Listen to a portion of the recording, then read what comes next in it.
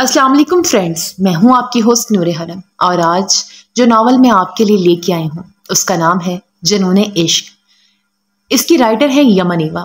ये नावल कैद इश्क का सीजन 2 है। नावल को स्टार्ट करने से पहले आपसे रिक्वेस्ट है कि हमारे चैनल को सब्सक्राइब करके वीडियो को लाइक करें और बेल आइकन क्लिक कर लीजिए। अब चलते हैं नावल की तरफ। और जॉब कैसी जा रही है? अयाद के सामने चाय और दूसरे लवाजमात रखती हुए औराद ने पूछा।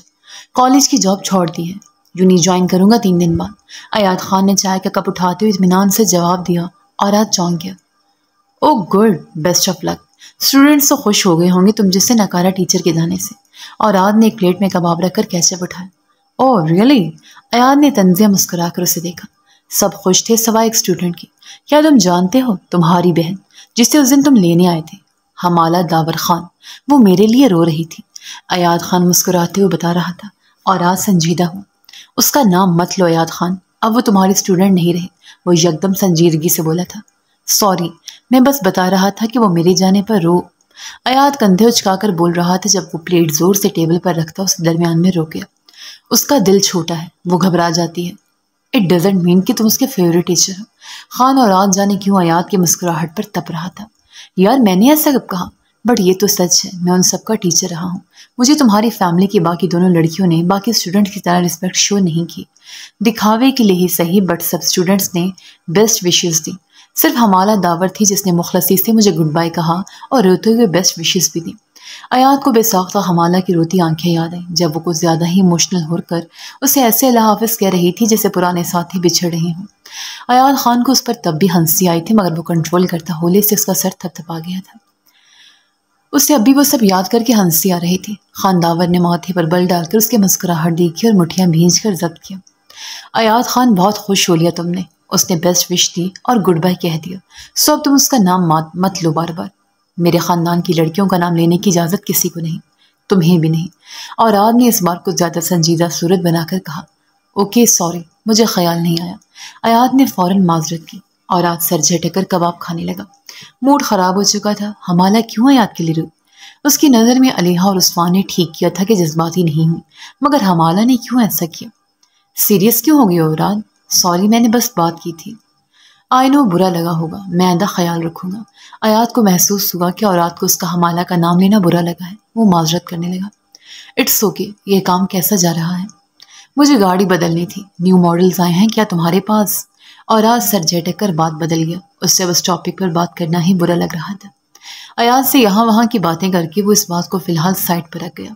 अयाद उसके मिजाज में तब्दीली महसूस करके जल्दी वहां से चला गया। जैसे ही अयाद गया उसने अलीहा को कॉल मिला ली।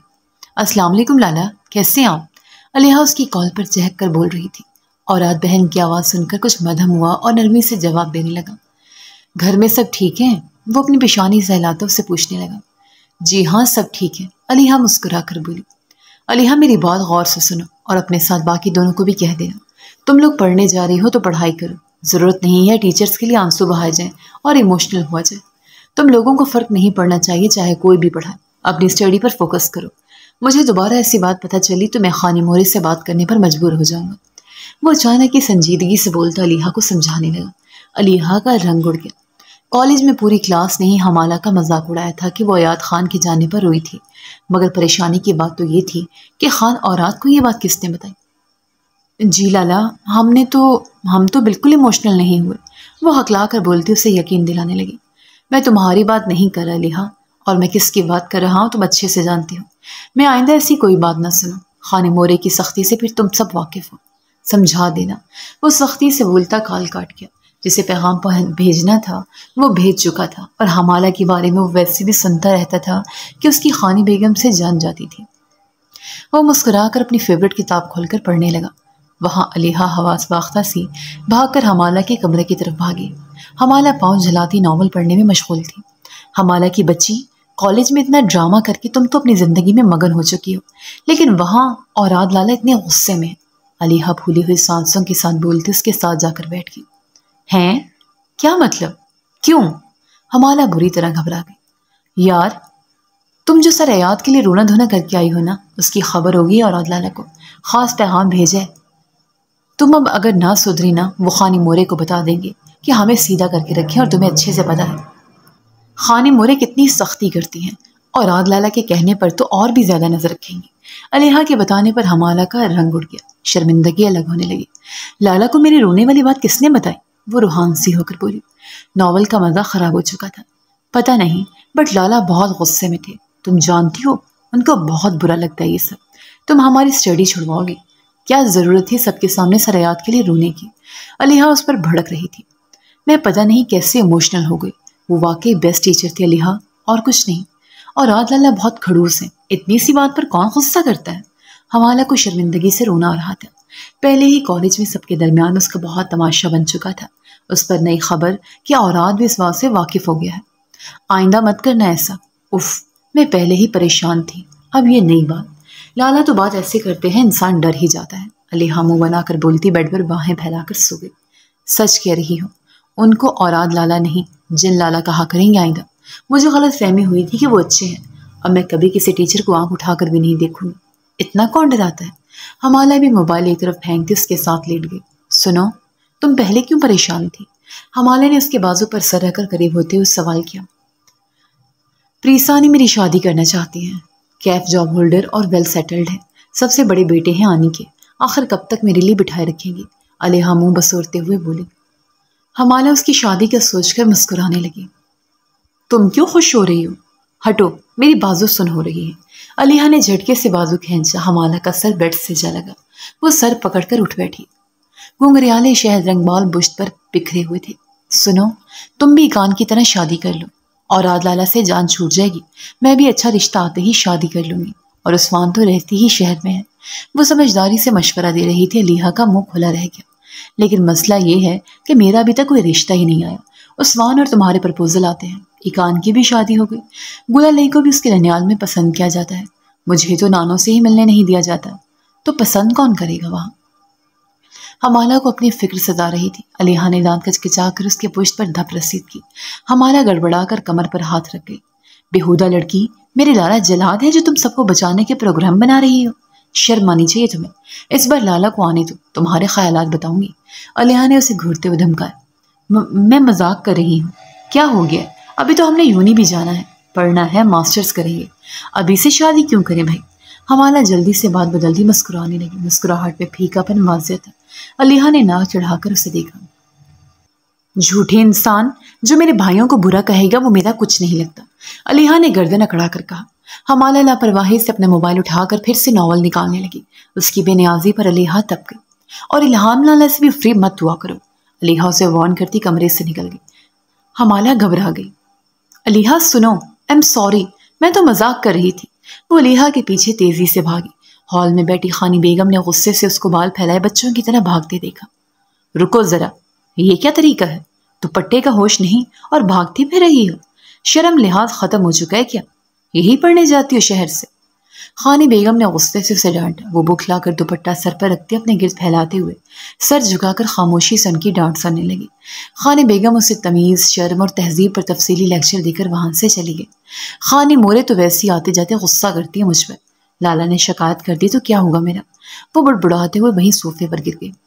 اب اور کتنے دن بستر پر پڑے رہنے کا ارادہ ہے؟ نقصان تو میرا بھی ہوا ہے، تم کس خوشی میں اتنا سوگ منا رہی ہو؟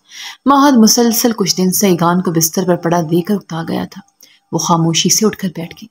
جاؤ، میرے لیے چائے بنا لاؤ، اس نے حکم صادر کیا۔ جی؟ ایگان اپنا دل مار چکی تھی۔ مشینی انداز میں سر ہلا کر اٹھی اور چادر نما دوپٹہ اوڑھنے لگی۔ سنو ذرا، اپنا حلیہ بھی درست کر لو، عجیب باسی شکل بنائی ہوئی ہے۔ زندگی تو تم میری خراب کر ہی چکی ہو، اب موڈ تو خراب نہ کیا کرو۔ وہ اسے رو کر تپے تپے لہجے میں بول رہا تھا۔ ایگان سر ڈال کر کھڑی رہی، پھر سر ہلا کر کپڑے بدلے اور کچن میں چلی گئی۔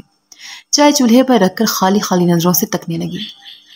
سنگل مردوں سے عورتیں کیسے نبھا کرتی ہیں؟ کیا عادی ہو جاتی ہیں یا مر جاتی ہیں؟ کیا انہیں بھی زندہ دفن کر دیا جاتا ہے؟ مطلب اب بھی زمانہ قدیم کی طرح بیٹیوں کو نکارا سمجھا جاتا ہے؟ اس کی آنکھیں بے ساختہ بھیگتی چلی گئیں۔ خان روباز گلے جان کے پاس بیٹھا تھا۔ گلے جان نے اس کی مہمان نوازی کے لیے لوازمات سے میز بھر دی تھی۔ ایکان ٹھیک ہے؟ چکر نہیں لگایا اس نے؟ گھر والے سب منتظر رہتے ہیں۔ روباز نے باتوں باتوں میں ایکان کے بارے میں دریافت کیا۔ گلے جان نظریں چرا گئی۔ بالکل ٹھیک ہے، کہوں گی اس سے چکر لگا لے۔ ماہد خان بس اسے لیے گھومتا پھرتا رہتا ہے، حویلی میں تو کم میں ٹکتے ہیں۔ گلے جان ڈھیلے سے لہجے میں بول رہی تھی۔ روباز نے ابرو چڑھایا۔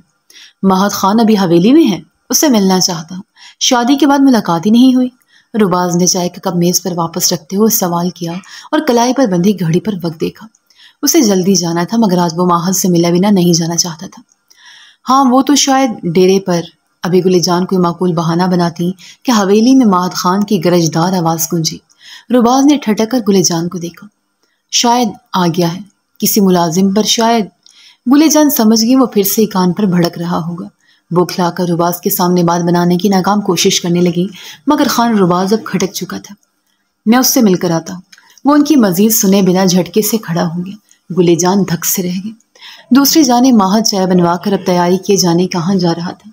एकांत तेजी से चाय लेकर उसके पास पहुंची तो कमजोरी और नकाहत की वजह से उसका सर चकरा गया। कप उसके हाथ से छूटा और चाय उछलकर माहद के सफेद लिबास को दागदार कर गई। इकान लर्ज कर फर्श पर बिखरे कप को देखने लगी। ये क्या कर दिया तुमने? ये सब क्या किया है जाहिल लड़की? वो पूरी कुव्वत से दौड़ रहा था। वो सहम कर कपकपाते हाथों से जमीन पर बिखरी किरचियां समेटने लगी। मैं गलती से फिसल। वो हकला कर वजाहत देती ऐसी खौफजदा थी जिससे भी सांस खींच ली जाएगी। वो अपना दागदार लिबास देकर मुतनफ्फर नजरों से सामने बैठे नाजुक वजूद को घूरने लगा। गलती से? तुम बस एक ड्रामेबाज लड़की हो। ये तुम शहर से पढ़ने वाली लड़कियों का मसला ही यही है। उन्हें हर वक्त घटिया रोमांस की पड़ी रहती है। तुमने अब भी वही घटिया हरकत की मेरे करीब आने के लिए। वो जिल्लत तमीज लहजे में बोलता चला गया। एकान पथराई नजरों से सामने खड़े मर्द को देखने लगी जो उसका महरम था, मगर उसे जलील करने और अजियत देने का कोई मौका हाथ से जाने नहीं देता था। ऐसा बिल्कुल नहीं है, मेरी तरबियत ऐसी गिरी हुई नहीं है। वो जिल्लत से सुर्ख पड़ते चेहरे के साथ दबा दबा एहतजाज करने लगी।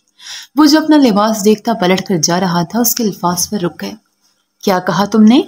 वो तमस्खर से बोलता कदम बढ़ाकर उसके करीब पहुंचा। वो खौफ से पीछे होने लगी, मगर अचानक ही वो उसकी जमीन पर किरचियां समेटते हाथ पर अपना शूज रखकर पूरी शिद्दत से मसल गया। मेरा हाथ खुदा के लिए छोड़ दें। वो तड़प कर चीखती हाथ निकालने की कोशिश कर रही थी। हाथ तकलीफ की शिद्दत से नाकारा होने को था। वो बेरहमी से उसके हाथ पर शूज रखे झुक कर उसके बाल मुट्ठी में दबोच गया। आइंदा मेरे सामने जबान मत चलाना, कोशिश भी मत करना जवाब देने की। तुम और तुम्हारा खानदान कितना घटिया है मैं सब जानता हूँ। 2 टके के लोग हो। मिन्नतों से तुम्हें मेरे सर पर सवार किया है। ये है तुम्हारी औकात। वो सर्द नुकीले लहजे में बोल रहा था। माहद खान। अपने पीछे उबरती अचानक धाड़ पर उसने झटके से उसके बाल छोड़कर पीछे पलटकर आवाज की सिम देखा। सामने खान रुबाज सुर्ख पड़ते चेहरे के साथ मौजूद था। रुबाज लाला। वो उस आवाज पर होले से सिसकी। तुम्हारी हिम्मत कैसे हुई इसे हाथ लगाने की? वो तपते लहजे में बोलता तेजी से आगे बढ़ा और उसके गिरबान से पकड़कर झटका दिया। ठंड रखो खान रुबाज, इतनी गर्मी भी अच्छी नहीं होती। बीवी है मेरी वो, मेरी मर्जी जो भी करूं। इसे मेरे हवाले खुद तुम लोगों ने ही किया था। माहद खान ने बाएतमाद लहजे में जवाब दिया। बकवास बंद करो, लावारिस नहीं है वो। क्या इसलिए दिया था कि तुम उस पर हाथ उठाओ? खान रुबाज का चेहरा मारे जब्त के सुर्ख हो रहा था। आंखों से शरारे फूट रहे थे। बस नहीं चल रहा था माहद खान को जलाकर भस्म कर दे। शोर शराबे की आवाज पर मुलाजमीन ने भागकर बाकी लोगों को इत्तला पहुंचाई थी। अच्छा, तो क्या तुम वारिस हो? तुम हो कौन खान रुबाज? खुद इसके माँ बाप ने इसे मुझे सौंपा है। औरत को कैसे रखा जाता है मुझे खूब पता है। तुम अगर इसे मिलने आए हो तो वापस चले जाओ। मैं नहीं चाहता मेरी बीवी हर मर्द से मिले। माहद खान अकड़ भरे लहजे में बोल रहा था। पीछे जमीन पर वो खून से भरा हाथ लिए बेहाल बैठी थी। आंखें साकत थी, आंसू भी ठटर चुके थे। मैं वो हूं जो आज तुम्हें तुम्हारी औकात बताएगा। खान रुबाज ने खून से भरा हाथ लिए नाजुक वजूद को देखा और जबड़े भींच कर पूरी कुव्वत से माहद खान के मुंह पर मुक्का दे मारा। वो लड़खड़ा कर पीछे हुआ। खान रुबाज चलते हुए एकान के पास जमीन पर जा बैठा। एक घुटना जमीन पर टेक कर उसके सर पर हाथ रखा तो वो सहारा पाते उसके सीने से लगती सिसक पड़ी। उसकी हरकत ने न सिर्फ माहद जबकि रुबाज को भी एक पल के लिए हैरान कर दिया था। तुम्हारी हिम्मत कैसे हुई घटिया लड़की? तुम मेरे सामने दूसरे मर्द के सीने से लगी हुई हो। माहद खान उस हरकत पर बिफर गया था। उसके अल्फाज पर वो सहम कर मजीद रुबाज के सीने में सिमट गए। उसका कमजोर वजूद बुरी तरह कपकपा रहा था। रुबाज ने उसके गिर्द बाजू फैलाकर उसका दूसरा हाथ उसके सर पर रख दिया। कहाँ गई तुम्हारी आला तरबियत? क्या तुम्हारी हवेली में ऐसे ही सब? अभी माहद मजीद बोलता कि खान रुबाज ने चील की तरह उस पर झपट कर उसके मुंह पर तमांचा दे मारा। मुलाजमीन के बुलावे पर वहां हवेली के बाकी अफराद भी जमा होने लगे थे। तलाक दो इसे, وہ سرد لہجے میں بولا۔ وہ دونوں ساکت ہو گئے۔ مارنے والے اور مار کھانے والی دونوں کے لیے ہی یہ بات بالکل اچانک تھی۔ میں نے کہا طلاق دو۔ وہ اتنی شدت سے دھاڑا کہ سب بھی دنگ رہ گئے۔ وہ کچھ سننے کو تیار نہیں تھا۔ اسے ابھی ابھی فیصلہ چاہیے تھا۔ وہ جو کچھ اپنی آنکھوں کے سامنے ہوتا دیکھ چکا تھا، اس پر اب اس کا باپ بھی روکتا تو وہ نہ رکتا۔ رک جاؤ خان رباز، کیا ہوا ہے؟ معاملہ بتاؤ۔ ہمارے ہاں ایسے طلاقیں نہیں ہوا کرتی۔ وہ یقیناً حویلی کا کوئی بڑا تھا جس نے معاملہ سنبھالنا چاہا، مگر خان رباز کسی کو نہیں جانتا تھا۔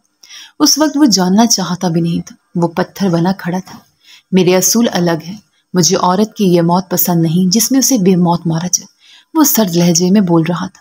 آنکھیں خون رنگ ہو رہی تھی۔ ماہد بکھلا کر گلے جان کو دیکھنے لگا۔ چہرے پر خان رباز کے بھاری ہاتھ سے مارے گئے تھپڑ اور گھونسے کے نشانات بن چکے تھے۔ بیٹا، میاں بیوی میں ایسے معاملات ہوتے رہتے ہیں۔ ہم بیٹھ کر ٹھنڈے دماغ سے معاملہ سلجھا لیتے ہیں۔ ماہد خان، یہ کیا حرکت کی تھی؟ معافی مانگو ایکان سے۔ گلی جان نے نرمی سے رباز کو سمجھانا چاہا اور ماہد کو خفگی سے دیکھا۔ ماہد گردن اکڑائے کھڑا رہا۔ رباز بے ساختہ ایکان کو دیکھنے لگا جو بالکل زرد پڑتی اسی کو دیکھ رہی تھی۔ رباز کو لگا وہ التجا کر رہی ہیں آزادی کی، اسے زندان سے رہائی کی۔ وہ ساکت سا کھڑا تھا۔ ایکان کی حالت اتنی خراب تھی کہ رباز کے دیکھتے دیکھتے ہی زمین پر گرتی ہوش و حواس سے بیگانہ ہو گئی۔ ایکان، ایکان! رباز گھبرایا ہوا سا اس کے پاس پہنچ کر اس پر جھکتا اسے پکارنے لگا۔ ایکان کی چادر ایک سائڈ سے اتر چکی تھی۔ اس کی گردن پر نشانات دیکھتا رباز پتھرا گیا۔ ماہد، اٹھاؤ ایکان کو اور کمرے میں لے جاؤ۔ زرین بیگم نے ماہد کو کڑی نظروں سے گھور کر کہا۔ خبردار ماہد خان، اب تم اس سے ہاتھ بھی مت لگانا۔ وہ آگے بڑھنے لگا مگر رباز کی دھاڑ نے اسے روک دیا۔ آپ لوگوں کی حویلی میں شاید میاں بیوی کے درمیان اس درندگی کے بعد بھی معاملات طے کیے جاتے ہوں گے، مگر میں ایکان کو اس حویلی میں اب نہیں رہنے دوں گا۔ وہ درستگی سے بول رہا تھا۔ اس کا دماغ سنسنا رہا تھا۔ ماہد خان کے الفاظ اور جنگلی پن دیکھنے کے بعد وہ ایکان کی حویلی والوں سے نہ ملنے کی وجہ کافی حد تک سمجھ چکا تھا۔ یہ ماہد کی بیوی ہے، تم اس کے شوہر کو سمجھاؤ گے کیسے رہنا ہے؟ یعقوب خٹک نے ناگواری سے خان رباز کو دیکھا تھا۔ اس کا لب و لہجہ اور تحکم بھرا انداز انہیں برا لگ رہا تھا۔ رباز کسی کی بھی پرواہ کیے بنا ایکان کو سنبھال کر خود میں چھپا گیا۔ ایکان کی حالت پر اس کا دل کرلا رہا تھا۔ ان کی حویلی میں بیٹیوں کو ایسے تو کبھی نہیں رکھا گیا تھا۔ ماہد کا رباز کی اس حرکت پر پارا ہائی ہو رہا تھا۔ تم میری بیوی سے دور ہوگے یا میں خود کروں؟ وہ دانت کچکچا کر بھڑک کر بولا۔ تم طلاق دو گے یا مجھے اس کے لیے تمہیں عدالتوں میں گھسیٹنا پڑے گا؟ یاد رہے، عدالت تک لے گیا تو تمہارے ہر ایک عمل پر سوال ہوگا۔ ایسا نہ ہو خٹک حویلی کی عزت پر بات بن جائے۔ رباز سرد لہجے میں بول رہا تھا۔ وہ اکیلا خٹک حویلی کے سب لوگوں کے درمیان بیٹھا سب کو دھمکا رہا تھا۔ یعقوب خٹک کو ماننا پڑا کہ وہ خانزادہ حدیر کا ہی بیٹا ہے، اسی سردار کا بیٹا جو علاقے کے کسی عام سے گھر میں بھی بیٹیوں سے ہوئی ناانصافی پر بھڑک اٹھتا تھا۔ خان اوراد حویلی میں داخل ہوا تو ملازمہ چہرے پر چھپاتی ادھر ادھر ہو گئی۔ وہ اپنے سامنے لاپرواہی سے کسی ملازمہ کو گھومتا ہوا برداشت نہیں کرتا تھا۔ زنان خانے میں اس کی آمد سے پہلے ہی اس کا روب نظر آ جاتا۔ لاپرواہی سے سیڑھیاں اترتے حمالہ کی نظر اوراد پر پڑی تو آدھی سیڑھیوں پر ہی رک گئی۔ بوکھلا کر پلٹتی الٹ کھڑائی اور دھڑام سے آخری سیڑھی پر منہ کے بل جا گری۔ اوراد نے دھپ کی آواز پر چونک کر سیڑھیوں کے پاس فرش پر پڑے وجود کو دیکھا جس پر پوری چادر پھیلی ہوئی تھی۔ اسے سہارا دے کر اٹھانے کی بجائے وہ بے نیازی سے آگے بڑھ گیا تھا۔ اوراد لالا، السلام علیکم۔ حمالہ منہ ماتھا رگڑتی چادر اچھے سے لپیٹ کر حواس باختگی میں اسے پکار کر رک گئی۔ اوراد کے قدم اس آواز پر بے ساختہ تھم گئے تھے۔ وعلیکم السلام۔ کیا تمہیں سیڑھیوں سے اترنے کا طریقہ نہیں آتا جو گر کے نیچے پہنچتی ہو؟ پلٹ کر اسے دیکھتے اوراد کے لہجے میں بے اختیار نرمی سے مٹائی تھی۔ چہرے پر سنجیدگی تھی مگر لفظ مسکراتے ہوئے تھے۔ جی؟ حمالہ ہونک سے اسے دیکھنے لگی۔ وہ ایک نظر اس پر ڈالتا پھر سے پلٹ گیا۔ لالا، میں آئندہ بالکل ایسی ویسی حرکت نہیں کروں گی۔ آپ خانے مورے کو کچھ مت بتائیے گا پلیز۔ حمالہ نے ماتھے پر بنے گھومڑ کو سہلاتے ہوئے جلدی سے معذرت کی۔ خان اوراد کو اس واقعے کے 3 دن بعد حویلی میں آ جانا حمالہ کو ڈرا گیا تھا۔ اوراد ایک بار پھر رکتا گہرا سانس بھر کر اس کی طرف بڑھا۔ میں قسم کھاتی ہوں آئندہ ٹیچر، ٹیوٹر، اپنے یا غیر کسی بھی مرد کے لیے آنسو نہیں بہاؤں گی، بلکہ ناول میں بھی کوئی غیر مرد مر گیا تو نہیں روں گی۔ اسے اپنی طرف بڑھتا دیکھ کر وہ گھبرائی ہوئی سے اسے یقین دلا رہی تھی، ایسا یقین کہ اوراد کو اپنی مسکراہٹ چھپانی پڑی۔ اچھی بات ہے، ڈونٹ وری، خانے مورے سے آج تمہاری بات نہیں کروں گا۔ وہ سنجیدگی سے بولتا آج پر زور دیتے ہوئے اس پر احسان کر رہا تھا۔ وہ دوپٹے کو چہرے کے گرد ٹائٹ کر کے لپیٹے اچھی بچی بنی ہوئی تھی۔ اس کی بات پر سر ہلانے لگی، ماتھے پر لگی چوٹ کے ساتھ ساتھ اب ایک سائڈ کی پسلیاں بھی درد کر رہی تھیں۔ اس کا منہ اتر گیا اور رات نے اس کے ماتھے پر بنا نشان دیکھا. کچھ لگا لینا ماتھے پر. وہ ایک نظر اس کی معصوم صورت کو دیکھتا نرمی سے بولا اور تیزی سے قدم بڑھاتا وہاں سے چلا گیا. جانے آج وہ کیسے اتنا بولا تھا. کسی کو سنا تھا وہ بھی رک کر توجہ سے. اسے اپنی ہی تبدیلی عجیب لگ رہی تھی. ابھی تو سب عجیب لگ رہا تھا. ابھی عادت نہیں ہو رہی تھی. جب عادت ہو جائے تو وہی بات خطرناک ہوتی ہے. حمالہ اس کے جاتے رونی صورت لیے سیدھی مرحا بیگم کے پاس پہنچی. مرحا اس کے ماتھے پر اتنا بڑا نشان دے کر بکھلا گئی. یہ کیا ہوا حمالہ؟ کھینچ کر اسے اپنے سامنے کرتی اس کے ماتھے کا معائنہ کرنے لگی. گر گئی تھی سیڑھیوں پر.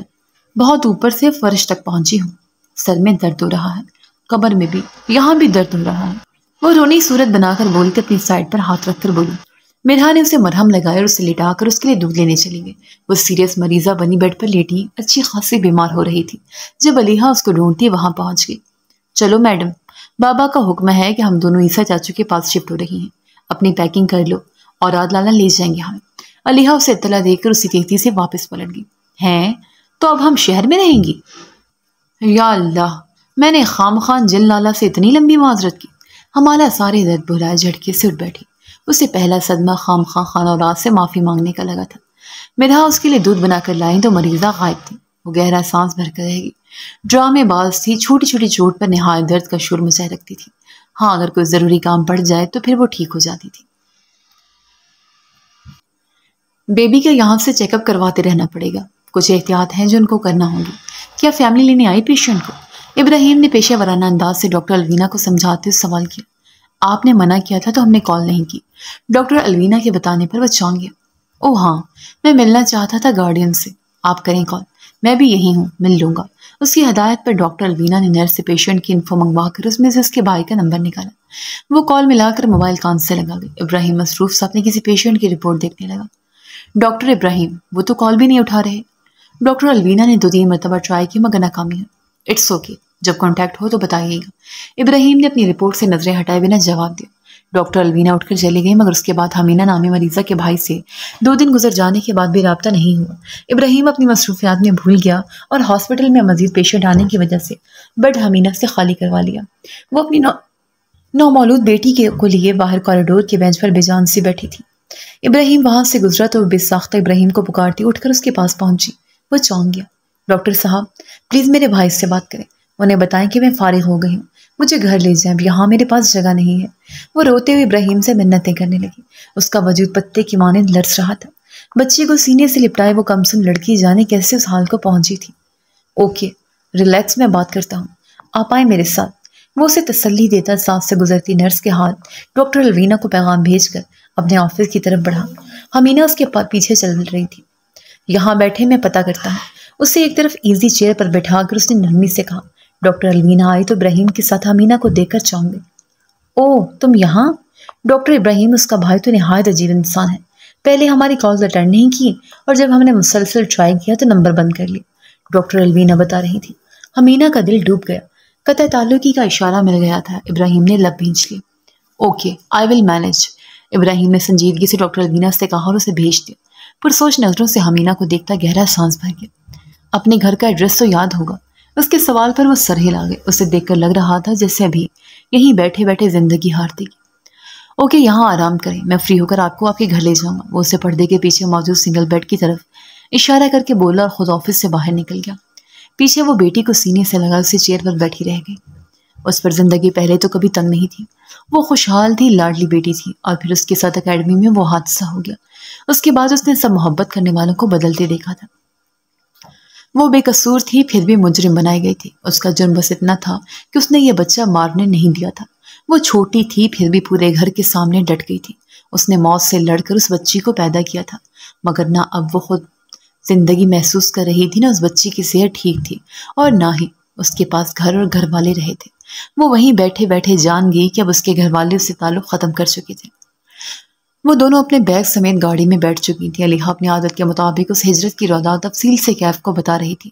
ہمارا آنکھیں بھگوئے بیٹھی تھی یوں جیسے جہاد پر جا رہی ہوں. کافی دیر بعد اوراد خانی بیگم سے اجازت لے کر آئے اور گاڑی کی بیک ونڈو پر جھک کر دیکھا تو وہ دونوں اپنے اپنے مشاغل میں مصروف تھے. وہ ڈرائیونگ سیٹ پر بیٹھتا گاڑی سٹارٹ کر گیا. پیچھے 2 گاڑیاں گارڈز کی تھیں. لالا، راستے میں جوس وغیرہ ضرور لے دینا، ہم سے یہ سفر ایسے نہیں ہوگا. علیحا نے موبائل ہینڈ بیگ میں رکھتے ہوئے آگے کو کھسک کر کہا. और मेरे लिए कोक। हमाला ने आंसू साफ करते अपना ऑर्डर भी याद करवाया और रात खामोश रहा। लाला, मैं निकाब उतार लूं?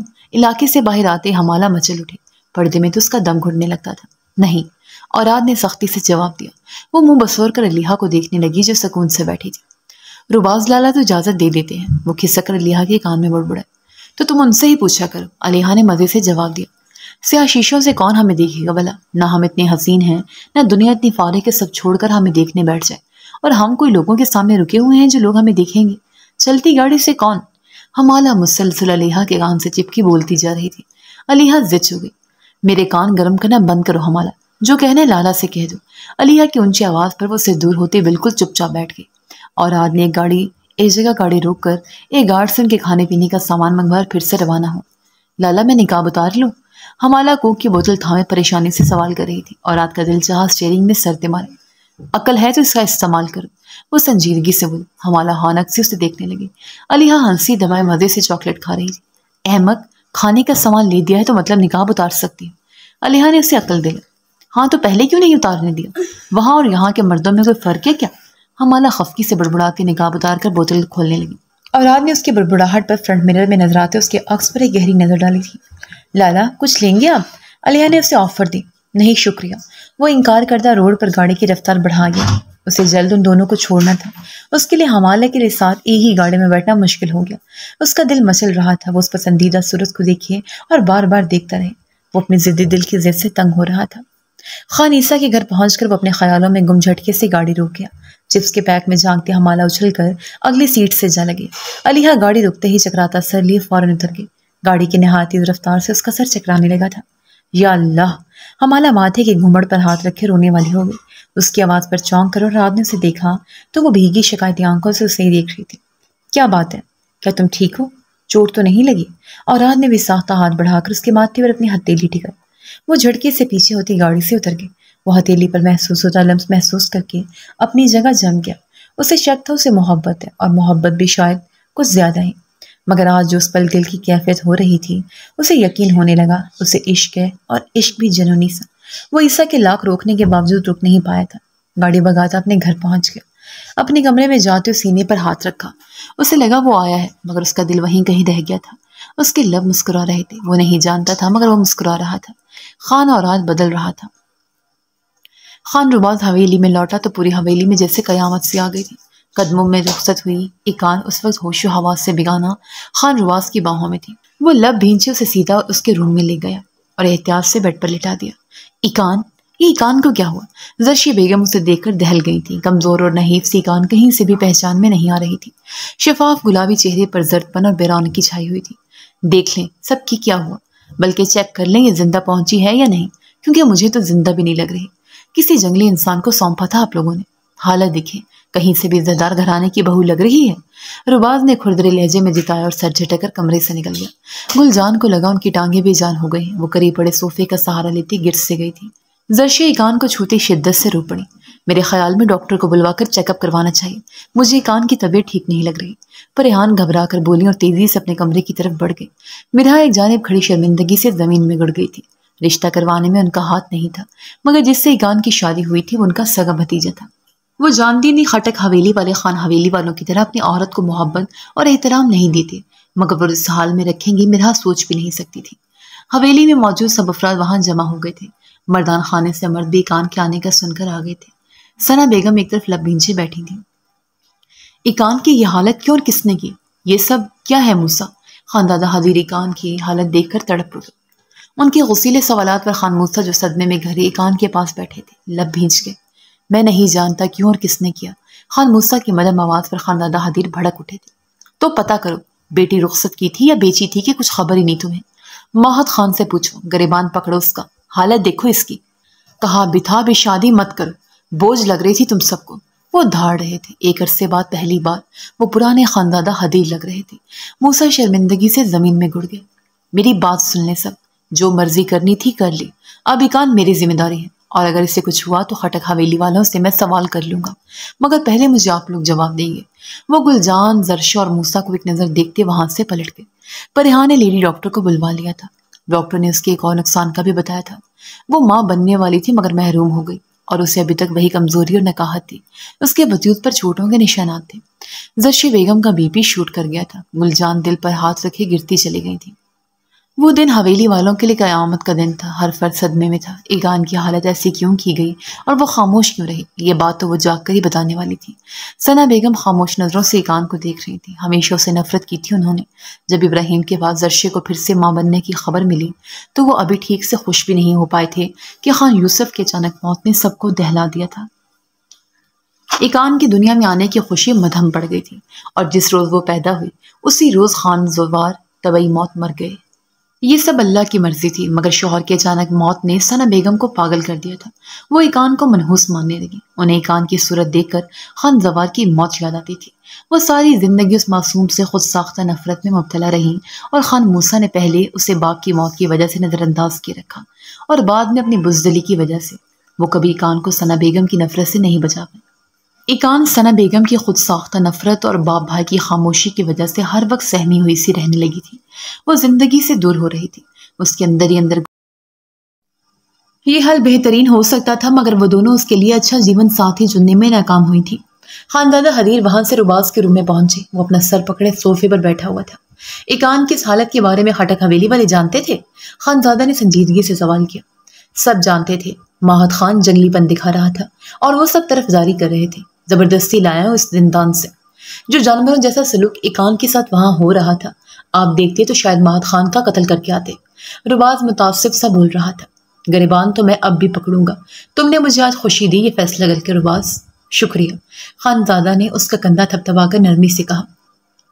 ابراہیم نے مطلوبہ گھر کے آگے اپنی گاڑی روکی اور جھک کر فرنٹ مرر سے ارد گرد گھروں پر نظر ڈالی۔ کیا یہی گھر ہے آپ کا؟ ابراہیم نے نظر گھما کر ساتھ والی سیٹ پر پتھر بنی حمینہ کو دیکھا۔ جی ہاں، شکریہ ڈاکٹر سر۔ وہ ہڑبڑا کر سر ہلا گئی۔ اس کا شکریہ ادا کرتی گاڑی سے اترنے لگی۔ اس کے دیے انوکھے نام پر ابراہیم کے لبوں پر مسکراہٹ رنگ گئی۔ آپ اب جائیے، میں چلی جاؤں گی۔ وہ گاڑی سے اتر کر ننھے وجود کو بمشکل سنبھالتے اس سے بولی۔ کیوں، آپ کو میرے یہاں رکنے پر اعتراض ہے کیا؟ ابراہیم کو لگا جیسے وہ اسے بھگا رہی ہو وہاں سے۔ نہیں، مگر آپ اب جا سکتے ہیں یہاں سے، میں چلی جاؤں گی۔ وہ گھبرا رہی تھی۔ وہ جانتی تھی اس کا کیا حال ہونے والا ہے۔ وہ کیا کچھ سننے والی ہے۔ اس کی حقیقت بیاں کی جاتی، اور وہ نہیں چاہتی تھی اس کا کسی دوسرے کے سامنے بھرم ٹوٹے۔ آپ جائیں، میری فکر نہیں کریں۔ ابراہیم یکدم سنجیدہ ہو گیا۔ وہ چہرے پر چمکتی پسینے کی نمی صاف کرتے ہوئے پلٹ کر گھر کی جانب بڑھ گئی۔ کپ کپاتا ہاتھ بڑھا کر ڈور بیل پر رکھا اور گردن ترچھی کرتے ہوئے ایک چھوڑ نظر پیچھے گاڑی میں موجود ابراہیم پر ڈالی۔ وہ موبائل کان سے لگائے بیٹھا ہی تھا، جا ہی نہیں رہا تھا۔ وہ پریشان ہوئی۔ دروازہ کھول کر اس کا بڑا بھائی باہر نکلا تو اسے سامنے دیکھ کر یکدم چہرے کے تاثرات تن گئے۔ تم یہاں کیوں آئی ہو؟ کیا اتنی عزت کافی نہیں تھی کہ تمہیں ہاسپٹل پہنچا دیا اور وہاں کوئی تماشا نہیں کیا؟ اس کا بھائی بھی تاثر لہجے میں بول رہا تھا۔ بھائی، میں کہاں جاؤں گی؟ وہ خشک پڑتے حلق کو تر کرتے ہکلا کر بولی۔ جو بھائی لاڈ اٹھاتا تھا آج وہ اجنبی بنا ہوا تھا۔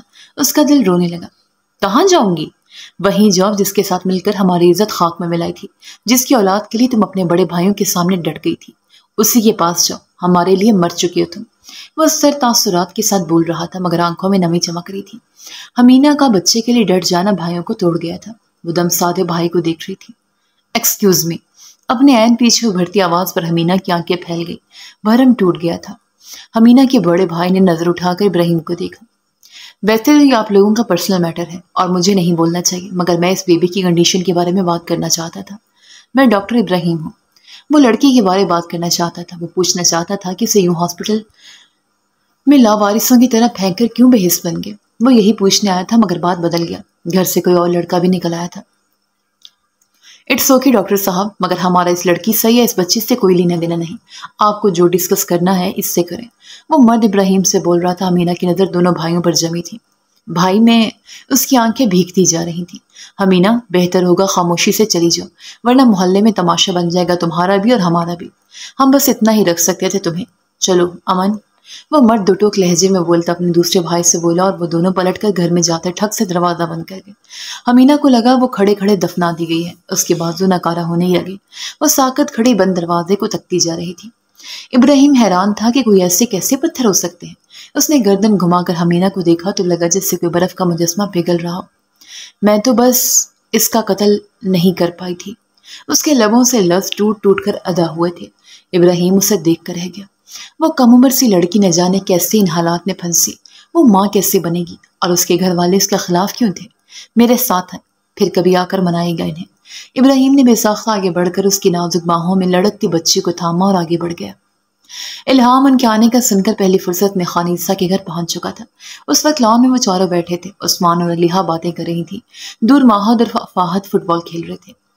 الہام عین حمالہ کے سامنے چیئر رکھے بیٹھا تھا، ہاتھ میں ہاٹ پاکی پیکس تھے جس سے وہ حمالہ کے ماتھے کی ٹکور کر رہا تھا۔ پہلے جن لالا نے سیڑھیوں سے مجھے گرایا، پھر گاڑی میں اتنا جھٹکی دے کر لائے، اور پھر گاڑی اچانک روک کر مجھے اگلی سیٹ پر دے مارا۔ بہت تشدد پسند ہے، میں بتا رہی ہوں۔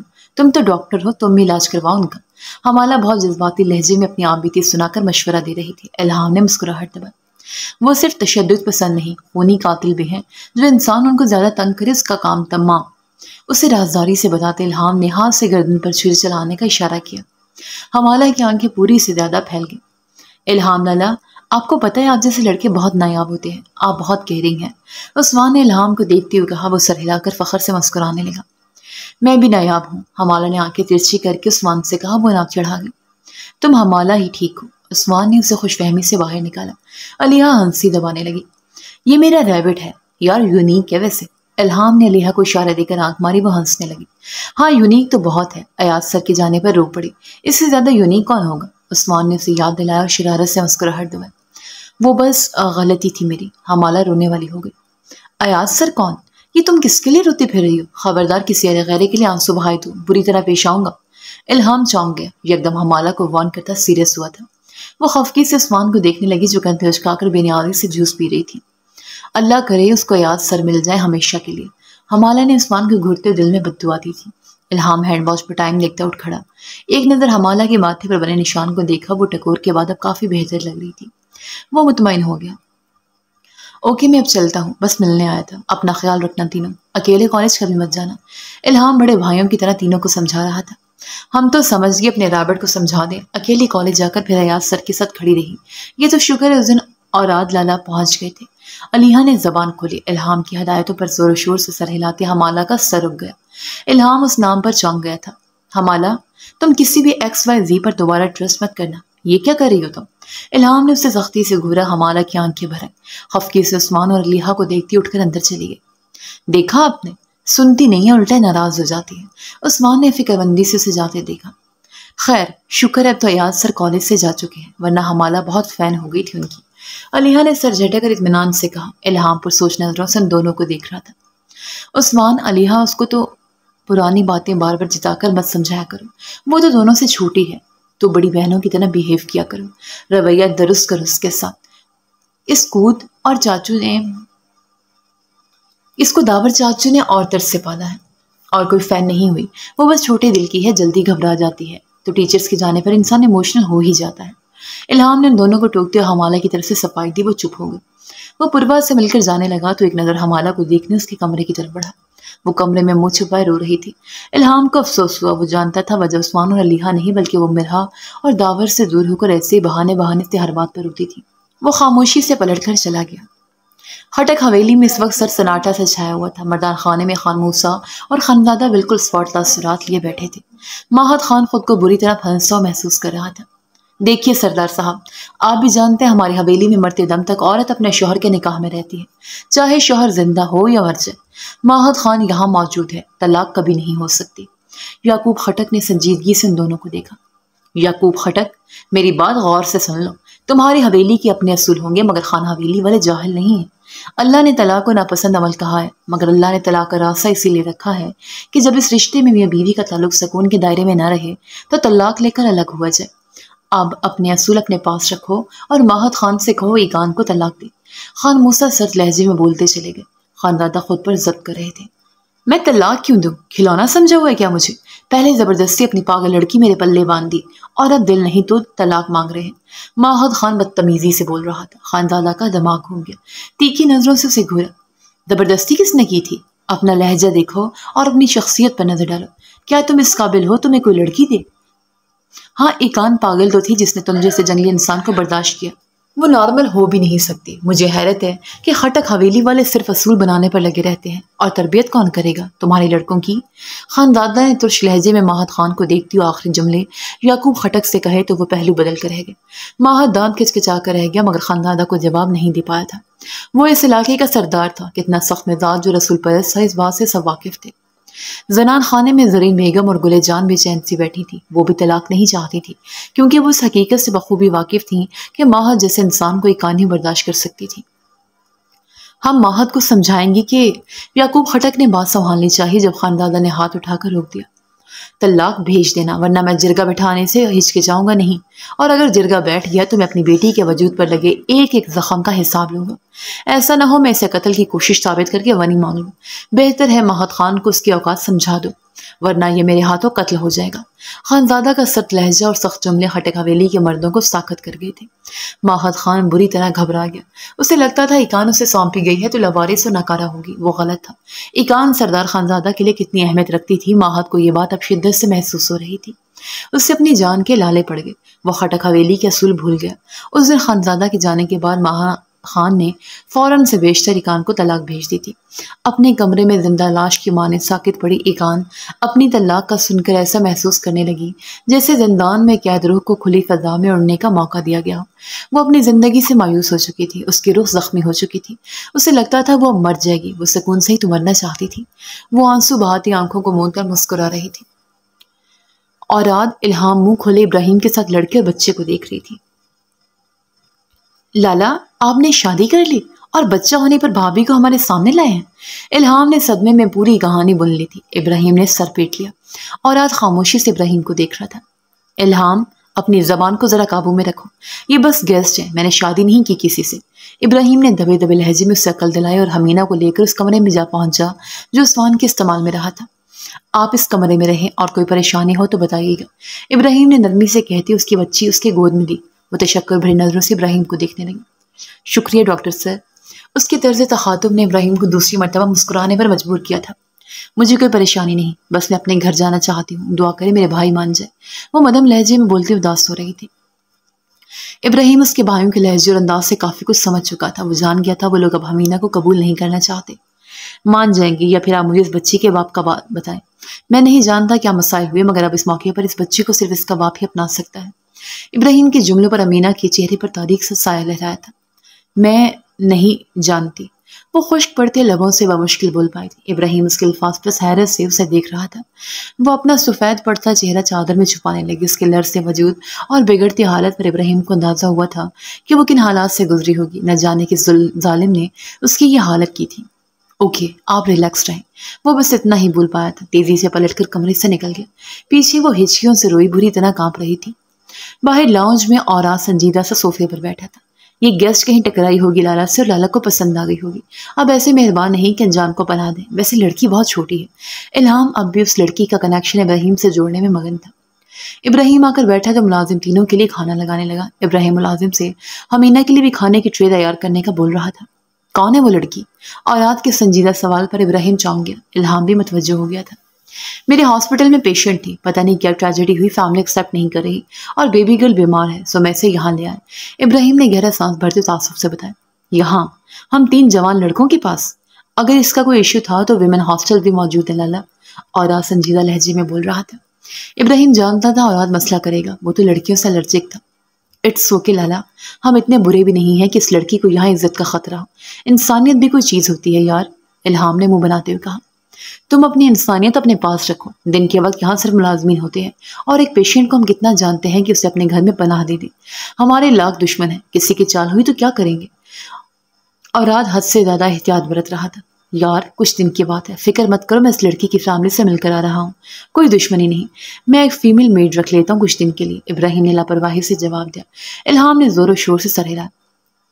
فائن، بٹ اپنی گیسٹ کو بتا دیجیے گا وہ روم سے باہر مجھے نظر نہ آئے، روم تک ہی رہے تو بہتر ہے۔ اوراد نے عادت کے مطابق سختی سے ہدایت دی اور اٹھ کر کھانے کی ٹیبل پر پہنچ گیا۔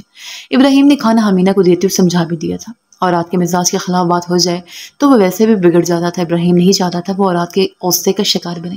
وہ اتنا حساس نہیں تھا جتنا حمینہ کے لیے بن رہا تھا۔ رات گئے تک وہ حمینہ کے آرام کے لیے بار بار اس کے پاس چکر لگاتا، جان ہی نہیں پایا کہ اوراد اور الہام اس کی اس تبدیلی کو مشکوک نگاہوں سے دیکھ رہے تھے۔ ابراہیم رات کو فری ہو کر اپنے کمرے میں پہنچا تو موبائل پر حویلی والوں کی طرف سے مسڈ کال دیکھ کر پریشان ہو گیا۔ اس نے زرشی کو کال ملائی۔ ابراہیم، تم ٹھیک کہتے تھے، ایکان کی شادی مہد خان سے نہیں کرنی چاہیے تھی۔ زرشی کی کمزور ہوتی آواز پر وہ گھبرا گیا۔ کیا ہوا مورے؟ ایکان ٹھیک ہے کیا؟ اس کے سوال پر وہ اتنا روئی کہ ابراہیم کا دل ڈر گیا۔ ایکان کو طلاق ہو گئی ہے، اس کی حالت بہت خراب ہے، بہت برا حال کر دیا ماہد نے اس کا۔ زرشی کے بتانے پر ابراہیم یکدم سنجیدہ ہو گیا۔ میں جانتا تھا ماہد ایکان کے قابل نہیں، آپ نے مجھے کبھی ایکان کے لیے بولنے کا حق نہیں دیا۔ دیکھیں اتنی سی عمر میں وہ کیا غم لے کر بیٹھ گئی ہے، ساری زندگی یہ حالات اسے نارمل نہیں ہونے دیں گے۔ بہت زیادتی کی آپ نے ایکان کے ساتھ مورے۔ ابراہیم خفقی سے بولتا کال کاٹ گیا، اس کی آنکھیں ایکان کو سوچ کر نم ہو رہی تھیں۔ وہ ان بھائیوں میں سے تھا جن کے والدین صرف اس لیے نہیں بولنے دیتے کیونکہ وہ چھوٹے ہوتے ہیں اور فیصلوں کا حق والدین کا ہوتا ہے۔ اس نے ہر بار اپنی بات کو ثنا بیگم کی وجہ سے رد ہوتے دیکھا تو بہن سے الگ ہوتا چلا گیا تھا، مگر اب آج ایکان کی حالت کا سن کر وہ پھر سے اپنا دل درد میں ڈوبتا محسوس کر رہا تھا۔ ایکان کسی سے بات نہیں کر رہی، بالکل چپ چپ سی رہنے لگی ہے اور جب سے طلاق ہوئی ہے بات کرنا چھوڑ دیا ہے۔ پر ریحان تعصب سے خانزادہ کو بتا رہی تھی، وہ مجھے بہت پیاری ہے، موسیٰ اور زرشا نے بہت ظلم کیا ہے معصوم پر، مجھے بہت فکر ہو رہی ہے، پتہ نہیں کیا جلدی تھی انہیں شادی کرنے کی، اب ان دونوں کو کوئی حق جتانے نہیں دوں گا اس پر۔ خانزادہ خفقی سے بول رہے تھے۔ خانی بیگم اکتا گئے۔ اللہ بچی کو صبر دے اور نصیب اچھے کرے، پہلے تم اپنے رباز کی سوچو، اس کی منگنی کرنی ہے، تم یہ بتاؤ۔ خانی بیگم نے ان کو رباز کا خیال دلایا۔ وہ چونک کر خانی بیگم کو دیکھنے لگی۔ مورے صبر کر لیں یار، ایکان بہت اپسٹ ہے، اسے برا نہ لگ جائے۔ رباز آ کر خانی بیگم کے پاس بیٹھتے ہوئے بولا، پر ریحان کو بھی اس کا خیال پسند ہے، ایکان بھی اس بہانے کچھ بہل جائے گی ورنہ زندگی سے دور ہو گئی ہے وہ تو۔ خانی بیگم نے اس بات کو بھی اپنے حق میں ہی لیا تھا، مگر میں کچھ اور سوچ رہا ہوں۔ خانزادہ اچانک سنجیدگی سے بولے تھے۔ وہ تینوں ان کی طرف متوجہ ہوئے، وہ رباز کو دیکھ رہے تھے۔ مورے میں رباز کے ساتھ ایکان کی شادی کرنا چاہتا ہوں۔ خانزادہ کا فیصلہ رباز کو ہلا گیا۔ بابا کیا مطلب؟ ایک میں ہوں، کس کس سے شادی کروں گا آخر؟ رباز بوکھلا گیا تھا۔ ایسا نہیں تھا کہ ایکان میں کمی تھی، مگر وہ ایکان کو چھوٹی بہن سمجھتا تھا۔ خانزادہ کا فیصلہ اسے اچھا نہیں لگا تھا۔ ایک تم میری ایکان سے شادی کرو گے، خانزادہ اٹل لہجے میں بولے تھے۔ خانی بیگم کا مزاج بگڑ گیا۔ میری بہن کی نواسی کہاں جائے گی؟ میری زبان کی اہمیت نہیں رہی کیا تمہاری نظر میں؟ خانی بیگم ان سے ناراض ہونے لگی، پر ریحان گھبرا گئی تھی۔ مورے ایسی بات نہیں ہے، مجھے بتائے میں کیا کروں؟ ایکان کی پوری زندگی سامنے ہے، ایک بار پھر کسی بھی انجان کو سونپ دی جائے گی۔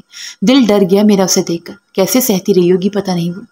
میں نے تو اورات کو منانے کی کوشش کی ہے، مگر آپ جانتی ہیں خان اورات تو ہاتھ نہیں آتا، چاہے قطع تعلق کی دھمکی بھی دے دوں۔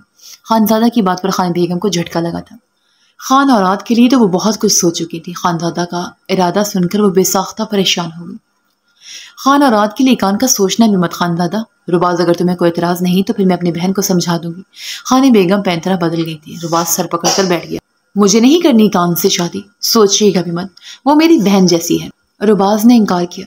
بہن جیسی ہے مگر بہن نہیں ہے، اللہ نے اگر کوئی ممانعت نہیں رکھی تو پھر یہ شادی ہو سکتی ہے۔ تم اپنے انکار کی اصل وجہ بتاؤ، خانزادہ نے سنجیدگی سے سوال کیا۔ وہ اپنے فیصلے میں اٹل لگ رہے تھے۔ خان صاحب ایکان ہم سب کو پیاری ہے، مگر آپ رباز کے ساتھ زبردستی تو مت کریں نا۔ پر ریحان دبے الفاظ میں خانزادہ کو سمجھانا چاہ رہی تھی، مگر وہ ان کو بھی روک گئے۔ اگر اس نے یوں ہاتھ جھاڑنے تھے تو خٹک حویلی سے ایکان کو کیوں لایا؟ کس حق سے اس کی طلاق کا مطالبہ کیا تھا؟ خانزادہ سخت لہجے میں بولی۔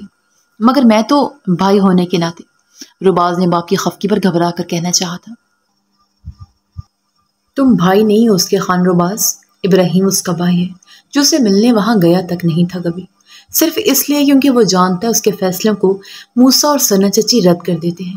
اس کے ماں باپ نے خود بیاہا تھا اسے وہاں، جب ان لوگوں نے کچھ نہیں کیا تو تم کیوں اس کے لیے وہاں کا فیصلہ کر گئے؟ خان رباز جو فیصلہ تم نے کیا وہ بہتر تھا، اگر تم اسے آخر تک نبھاؤ، اسے اپناؤ اور خوش رکھو تاکہ ہم سمجھ سکیں کہ تم اصل مرد ہو۔ تم تو اس کا بنا بنایا گھر توڑوا کر خود بھی ہاتھ جھاڑ رہے ہو، اگر وہ پھر کسی ماہد خان کے حوالے کر دی گئی تو کیا پھر خوش رہو گے؟ خانزادہ کا دماغ ایکان کا سوچ سوچ کر جل رہا تھا۔ وہ اسے ہمیشہ کے لیے اپنے پاس رکھنا چاہتے تھے۔ وہ اورات سے بات کر چکے تھے مگر وہ صاف انکار کر گیا تھا۔ پر ریحان پریشانی سے خانزادہ کو دیکھ رہی تھی۔ رباز نے مدد طلب نظروں سے خانی بیگم کو دیکھا۔ خانزادہ تم بیٹوں پر اپنی مرضی نہیں تھوپ سکتے، ہم ایکان کے لیے خاندان میں اچھا لڑکا ڈھونڈ لیں گے۔ خان رباز کا نام میری بہن کی نواسی سے جڑ چکا ہے، اس کا خیال کر لو۔ خانی بیگم نے اس کی طرفداری کی۔ خانزادہ کے کندھے ڈھلک گئے۔ ماہد خان بھی خاندان کا فرد تھا مورے، اور اس نے جنگلی پن کی حد کر دی، مگر ٹھیک ہے میں الہام کے ساتھ ایکان کا نکاح کر دیتا ہوں۔ اس کا نام کسی سے نہیں جڑا ہوا نا، وہ خان اور رات کی طرح بدلے حال سے۔ مجھے امید ہے وہ میرا مان رکھے گا، اور اگر وہ بھی انکار کرے گا تو پھر ایکان ساری زندگی حویلی میں متعلقہ کے طور پر رہے گی۔ اس کی کسی جنگلی انسان سے آنکھیں بند کر کے شادی کرنے سے یہی بہتر ہے۔ خاندادہ اسپاٹ لہجے میں بول رہے تھے۔ رباز چھوٹے بھائی کا سن کر چونک گیا۔ الہام کی زندگی کا فیصلہ ابھی سے کر لو گے تو وہ کسی کام کا نہیں رہے گا، اسے ڈاکٹر بننے دو پہلے، خانی بیگم نے مدھم لہجے میں مشورہ دیا۔ مگر الہام بہت غیر سنجیدہ ہے خان صاحب۔ الہام اور ایکان ہم عمر تھے، مگر پھر بھی پریحان کو یہ جوڑ بہتر نہیں لگ رہا تھا۔ وہ جانتی تھی الہام مان جائے گا مگر پھر ساری زندگی تانے دیتا رہے گا۔ اس سے فرق نہیں پڑتا پریحان، لڑکے جب شادی کرتے ہیں تو سنجیدہ ہو ہی جاتے ہیں، کیونکہ بدقسمتی سے ہمارے سنجیدہ مزاج بیٹوں کو ایک طلاق یافتہ لڑکی سے شادی کرنے پر اعتراض ہے۔ خاندادہ نے ایک ناراض نظر خان رباز پر ڈالی۔ وہ پہلو بدلنے لگا۔ ایسی بات مت کرے، میں نے ایکان کو طلاق یافتہ سمجھ کر بالکل انکار نہیں کیا تھا۔ اس میں کوئی کمی نہیں ہے کہ اسے رد کیا جائے۔ میں آپ کی خوشی کے لیے ایکان سے شادی کرنے کو تیار ہوں۔ آپ پلیز الہام سے یہ بات نہیں کیجیے گا۔ خان رباز نے خاندادہ کے ہاتھ تھام کر ان کی پریشانی دور کی۔ پریحان اور خان بیگم اسے دیکھ کر رہ گئے۔ صاف ظاہر تھا وہ جبرن قبول کر رہا ہے۔ وہ باپ کو کبھی پریشان نہیں دیکھ سکتا تھا۔ وہ الہام کو اس امتحان میں نہیں ڈالنا چاہتا تھا۔ وہ مان گیا۔ ٹھیک ہے، ایکان کی عدت پوری ہوتے ہی میں اس کی شادی تم سے کر دوں گا۔ خانزادہ اس کا کندھا تھپتھپا کر خوشی سے بولے۔ رباز سر ہلا گیا۔ اس کا نام ایک انجان لڑکی سے جوڑا گیا تھا۔ وہ تب بھی مان گیا تھا، اور وہ اب بھی مان گیا جب اس کا دل ایکان کو لائف پارٹنر کے طور پر بالکل قبول نہیں کر پا رہا تھا۔ وہ پوری زندگی کا فیصلہ صرف باپ کی خوشی کے لیے کر گیا تھا۔ وہ نہیں جانتا تھا یہ فیصلہ آگے زندگی میں اسے سکون دے گا یا نہیں۔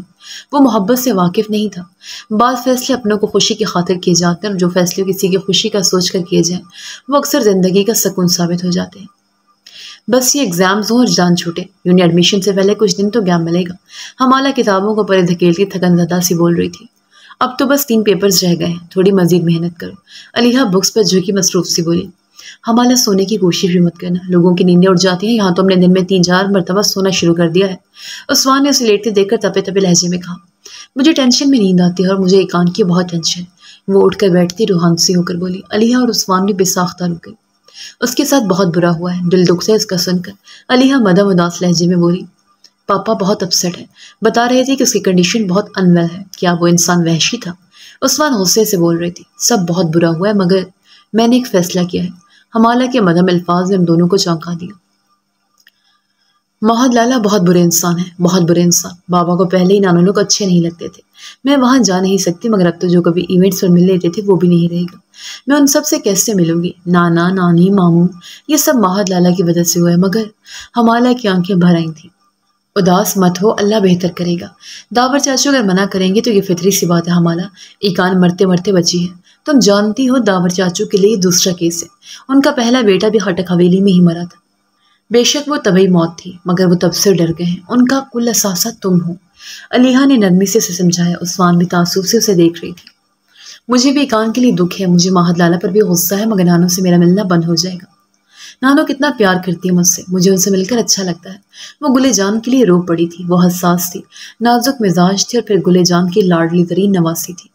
گلے جان اس کی خاطر سے ملنے کے لیے خان حویلی آ جایا کرتی تھی، اس کے لیے روایتی لباس بنوا کر بھیجتی تھی۔ ایکان کی جو حالت کی گئی تھی اس کے بعد خاندادہ نے خٹک حویلی والوں سے قطع تعلق کر لیا تھا۔ وہ اب خان ناور اور میرا کو تو کبھی نہ روکتے، مگر سب جانتے تھے کہ وہ اب ہمالہ کو خٹک حویلی والوں کے سامنے بھی نہ جانے دیتے۔ ہمالہ اداس مت ہو، سب ٹھیک ہو جائے گا۔ عثمان اس سے خود سے لگا چپ کروا رہی تھی۔ پیپرز باقی تھے اور ہمالہ اس پریشانی میں ڈوبی ہوئی تھی۔ تم یہ سب مت سوچو، تمہیں پتہ ہے نا روتی رہو گی تو تمہاری طبیعت خراب ہو جائے گی۔ علیحہ نے اسے سمجھانے کی کوشش کی۔ میں نے سوچ لیا ہے، ماموں اور نانو سے ملنا کبھی نہیں چھوڑوں گی، چاہے بابا سختی کریں یا روکیں، مگر اب میں نہیں رکوں گی۔ ہمالہ بھیگی آنکھیں بری طرح مسلتے ہوئے ضدی لہجے میں بولی اور اٹھ کر اپنے کمرے میں چلی گئی۔ علیحہ اور عثمان نے پریشانی سے ایک دوسرے کو دیکھا۔ وہ ضدی تھی اور پاگل بھی، وہ ہر رشتے کے لیے حساس تھی، اسے پورا خاندان چاہیے تھا، وہ ہر رشتہ ہر تعلق بچانا چاہتی تھی۔ کتاب پڑھتے ہوئے اور رات نے کلاک پر ٹائم دیکھا۔ نیل گمال روشنی میں آنکھوں میں سرخی تیر رہی تھی۔ کافی کی شدید طلب پر وہ اٹھ کر ماتھے پر بکھرے بال سمیٹ کر کمرے سے نکلا۔ کچن میں اس سے پہلے ہی کھٹپٹ کی آواز آ رہی تھی۔ الہام آدھی رات کو یہاں کیا کر رہے ہو؟ وہ ماتھے پر بل ڈالے کچن میں داخل ہوا، مگر سامنے کھڑے حواس باختہ سی لڑکی کو دیکھ کر اس کا دماغ گھوم گیا۔ آپ یہاں کیا کر رہی ہیں؟ وہ سخت لہجے میں بولا۔ میں دودھ لینے آئی تھی، وہ کپکپاتے لہجے میں صفائی دے رہی تھی۔ ڈاکٹر ابراہیم اسے پہلے ہی اپنے نہایت غسیل کزن کے بارے میں بتا کر گیا تھا، اور اس نے کوشش بھی کی تھی کہ سامنا نہ ہو۔ بچی کے بھوک سے مسلسل رونے پر بھی اس نے رات گہری ہونے کا انتظار کیا تھا۔ پھر بھی جن سر پر آن پہنچ جاتا۔ معاف کیجیے گا، میں وہ بھی وضاحت دے رہی تھی کہ خانہ اولاد جھٹکے سے پلٹتا وہاں سے چلا گیا۔ دراز قد پر ڈھیلا ڈھالا ٹراؤزر اور شرٹ پہنے وہ اپنا رف سے حلیے میں انجان لڑکی کے سامنے جانے پر ہی خفیف ہو گیا تھا۔ کمرے میں جاتے ہی اس نے پہلی فرصت میں خاندادہ کو کال ملائی۔ سفید چہرہ غصے کی شدت سے سرخ ہو رہا تھا۔ السلام علیکم اوراد، تم ٹھیک تو ہو نا؟ اس کی پہلی بار خود کال آئی تھی، وہ بھی رات کے اس پہر۔ خاندادہ بری طرح گھبرا گئے تھے۔ وعلیکم، سب ٹھیک ہی تو نہیں ہے؟ ابراہیم لالا نے گھر میں کسی لڑکی کو لا بٹھایا۔ اب کیا مجھے اپنے گھر میں سنبھل کر رہنا ہوگا؟ میں ایزی نہیں ہو پا رہا۔ رات کے اس وقت وہ لڑکی کچن میں ہے۔ میں کافی پینا چاہتا تھا مگر مجھے کمرے سے نکلنے سے پہلے سب دیکھنا ہوگا۔ وہ غصے سے بھرا تیزی سے بولتا جا رہا تھا۔ خاندادہ حیران ہو گئی۔ خان اوراد کو بار بار اپنے حلیے پر خفت ہو رہی تھی۔ اس الہام کی فکر ستا رہی تھی۔ وہ لڑکی کم عمر اور نہایت خوبصورت تھی۔ اس کی نظر میں الہام کی ایسی عمر تھی کہ وہ اس لڑکی میں دلچسپی لے سکتا تھا۔ کچھ بھی ہو سکتا تھا۔ ایسے معاملات میں ان کی احتیاط خاندادہ سے بھی 2 ہاتھ آگے تھی۔ اوراد، مجھے بتاؤ کیا مسئلہ ہے؟ کس لڑکی کی بات کر رہے ہو؟ خاندادہ پریشان سے اٹھ کر بیٹھ گئی۔ پریحان بھی نیند سے جا کر اب گھبرائی ہوئی سے خاندادہ کو دیکھ رہی تھی۔ وہ لڑکی جسے ابراہیم لالا ہمارے گھر لے آیا، پلیز باقی ڈیٹیل ان سے پوچھیں اور اس لڑکی کا جلدی انتظام کریں، ورنہ مجھے کہیں اور شفٹ ہونا پڑے گا۔ اس کے لہجے میں کوئی لچک نہیں تھی۔ اسے اس لڑکی کے حالات یا پریشانی میں بھی کوئی دلچسپی نہیں تھی۔ خاندادہ موبائل رکھ کر سر پکڑ گئے۔ کیا ہوا حدیر، سب ٹھیک ہے نا؟ پریحان گھبرا کر پوچھ رہی تھی۔ وہ مسکرا کر سر ہلا گئے۔ آپ کے صاحبزادے کے ہوتے ہوئے سب ٹھیک رہ سکتے ہیں؟ پورے خاندان کو بھگائے رکھتا ہے، رویے میں بالکل نرمی نہیں ہے، پتہ نہیں اوراد کب سدھرے گا یا نہیں۔ وہ آ بھر کر بول رہے تھے۔ پریحان خفگی سے انہیں دیکھتی اپنی جگہ پر لیٹ گئی۔ اوراد کو اس کی بیوی سدھار لے گی جیسے آپ کو میں نے سدھارا ہے۔ وہ شرارت سے مسکرائے تو خاندادہ کہکا لگا کر ہنس پڑے۔ اوراد کے لیے اتنی جیدہ لڑکی ڈھونڈوں گا کہاں سے؟ وہ پریحان کے گرد بازو پھیلاتے سوچ میں ڈوب گئے۔ شاید ابراہیم کسی لڑکی کو گھر لے گیا ہے، ہو سکتا ہے کوئی مسئلہ ہوا ہو۔ ابراہیم بہت سمجھدار ہے، اگر کسی کو پناہ دی ہے تو کوئی وجہ ہوگی اور انتظام بھی کیا ہوگا، مگر خانہ اوراد کسی کو برداشت ہی نہیں کرتا۔ خاندادہ کی فکر بدستور تھی۔ وہ پریحان کو کال پر ہوئی باقی ساری تفصیل بتانے لگے۔ حدیر، بے شک ابراہیم سمجھدار ہے مگر ہر انسان کی اپنی طبیعت ہوتی ہے۔ مجھے اوراد کا یہ محتاط مزاج بہت پسند ہے۔ پردہ یا احتیاط صرف عورت کی نہیں مرد کی بھی ہوتی ہے، اور میرا بیٹا اس معاملے میں بہت اچھا ہے۔ پریحان نے بیٹے کی طرفداری کی تھی۔ وہ مجھ پر گیا ہے مگر اب یہ بات تم مانو گی نہیں، خاندادہ نے ابروج کا کر کہا تو پریحان سختی سے نفی میں کرتی اوراد اور ان کے مزاج کا ہر فرق ثابت کرنے میں لگ گئی تھی۔ خاندادہ مسکراہٹ دبائے سنتے گئے۔ وہ افسردگی سے ایکان کو دیکھ رہا تھا۔ زرشیا نے جب سے ایکان کے بارے میں بتایا تھا وہ چین سے نہیں بیٹھ سکا تھا۔ یہ پہلی بار ہوا تھا کہ خان ابراہیم بغیر کسی بلاوے یا کسی موقع کے حویلی آیا تھا۔ ایکان آنکھیں مونڈے لیٹی ہوئی تھی، زرد چہرہ اور آنکھوں کے گرد ہلکے نہایت کمزور ہو رہی تھی۔ اس کا ہاتھ تھام کر لبوں سے لگا تھا، وہ دکھی ہو رہا تھا۔ جلدی ٹھیک ہو جاؤ ایکان، اب کچھ نہیں ہونے دوں گا۔ وہ آہستگی سے وعدہ کرتا اس کے رخسار سہلانے لگا، پھر جھک کر اس کے ماتھے کو چوما۔ ایکان اس نرم محبت بھرے لمس پر آنکھیں کھولتے ارد گرد دیکھنے لگی۔ ابراہیم پر نظر پڑی تو جم گئی۔ ابراہیم لالا، وہ اسے پکارتی آنکھیں بھر لائے۔ رونا مت ایکان، تمہارے لالا ہے نا؟ ابراہیم نے محبت سے اپنے ساتھ کا یقین دلایا۔ اگر میرے لالا ہوتے تو محض کبھی مجھ پر ہاتھ نہ اٹھاتے۔ وہ شکوہ کرتی رونے لگی۔ ابراہیم افسردگی سے لب کاٹنے لگا۔ میں نے خود پر کئی مرتبہ موت سے بڑی اذیت جھیلی ہے۔ میں درد سے تڑپتے ہوئے یہی سوچتی تھی کہ میرا جرم کیا تھا لالا؟ کیا آغا جان اور دا جان کی موت کی وجہ واقعی میں تھی؟ مجھے اتنی سزا کیوں دی گئی؟ مورے اگر مجھے یہاں کے گھٹن زدہ ماحول سے نکالنا ہی چاہتی تھی تو میرے لیے اچھا انسان کیوں نہیں چنا؟ آپ تو جانتے تھے نا ماہد خان کیسا انسان ہے۔ وہ جب سے آئی تھی پہلی بار بات کر رہی تھی، ابراہیم سے شکوے کرتی بری طرح رو رہی تھی۔ مجھے معاف کر دو ایکان، میں گھر والوں کی ذل میں تمہیں بھی بھول گیا۔ وہ شرمندگی سے بول رہا تھا۔ اس کے کمزور ہاتھوں کو اپنے ہاتھوں میں دبائے بار بار محبت سے چوم رہا تھا۔ ایکان کا جی چاہا اس کے سینے سے لگ کر خوب روئی۔ وہ ترسی ہوئی نگاہوں سے ابراہیم کو دیکھ رہی تھی۔ ابراہیم نے اس کے پاس بیٹھتے اسے اپنے ہتھیار میں لے لیا۔ وہ اس کے سینے سے لگتے دل کھول کر روئی۔ ابراہیم نم آنکھیں لیے خاموشی سے اس کا سر تھپکتا رہا۔ دروازے پر کھڑی زرشی خاموشی سے پلٹ گئی تھی۔ ثنا بیگم اپنے کمرے میں منتظر رہ گئی۔ ابراہیم کے آنے کا سنا تھا مگر وہ ملنے نہیں آیا۔ وہ سمجھ گئی ایکان سے ملنے گیا ہوگا۔ وہ اس بار ابراہیم پر غصہ نہیں کر پائی تھی۔ ایکان کی حالت نے انہیں شرمندہ کر دیا تھا۔ خون کا رشتہ تھا جسے توہمات میں بھلائے رہی تھی، اب شرمندہ تھی۔ خاندادہ حدیر پہنچے تو ایکان کے پاس ابراہیم کو دیکھ کر مسکراتے کمرے کے اندر گئے۔ میں ڈسٹرب تو نہیں کروں گا؟ وہ دونوں کو دیکھتے ہوئے نرمی سے بولے تو وہ دونوں انہیں دیکھ کر چونک کر بے ساختہ نفی میں سر ہلا گئے۔ وہ آ کر ایکان کے پاس بیٹھ گئے۔ ایکان کسی بچی کی طرح ان کے پہلو میں سمٹ کر بیٹھ گئی تھی۔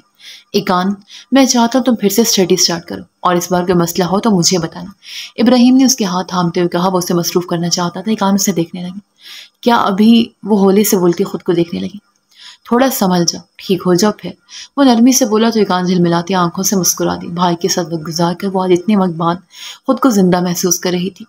मैंने ईकान के लिए कुछ सोचा है, फिक्र मत करो, इस बार सब अच्छा होगा। खानदादा ने ईकान के सर पर हाथ रखते हुए मैंने खेजी से कहा, आप जिम्मेदारी लेंगे तो यकीनन कुछ नहीं होगा। इब्राहिम ने इत्मीनान से अपने मामू को देखा।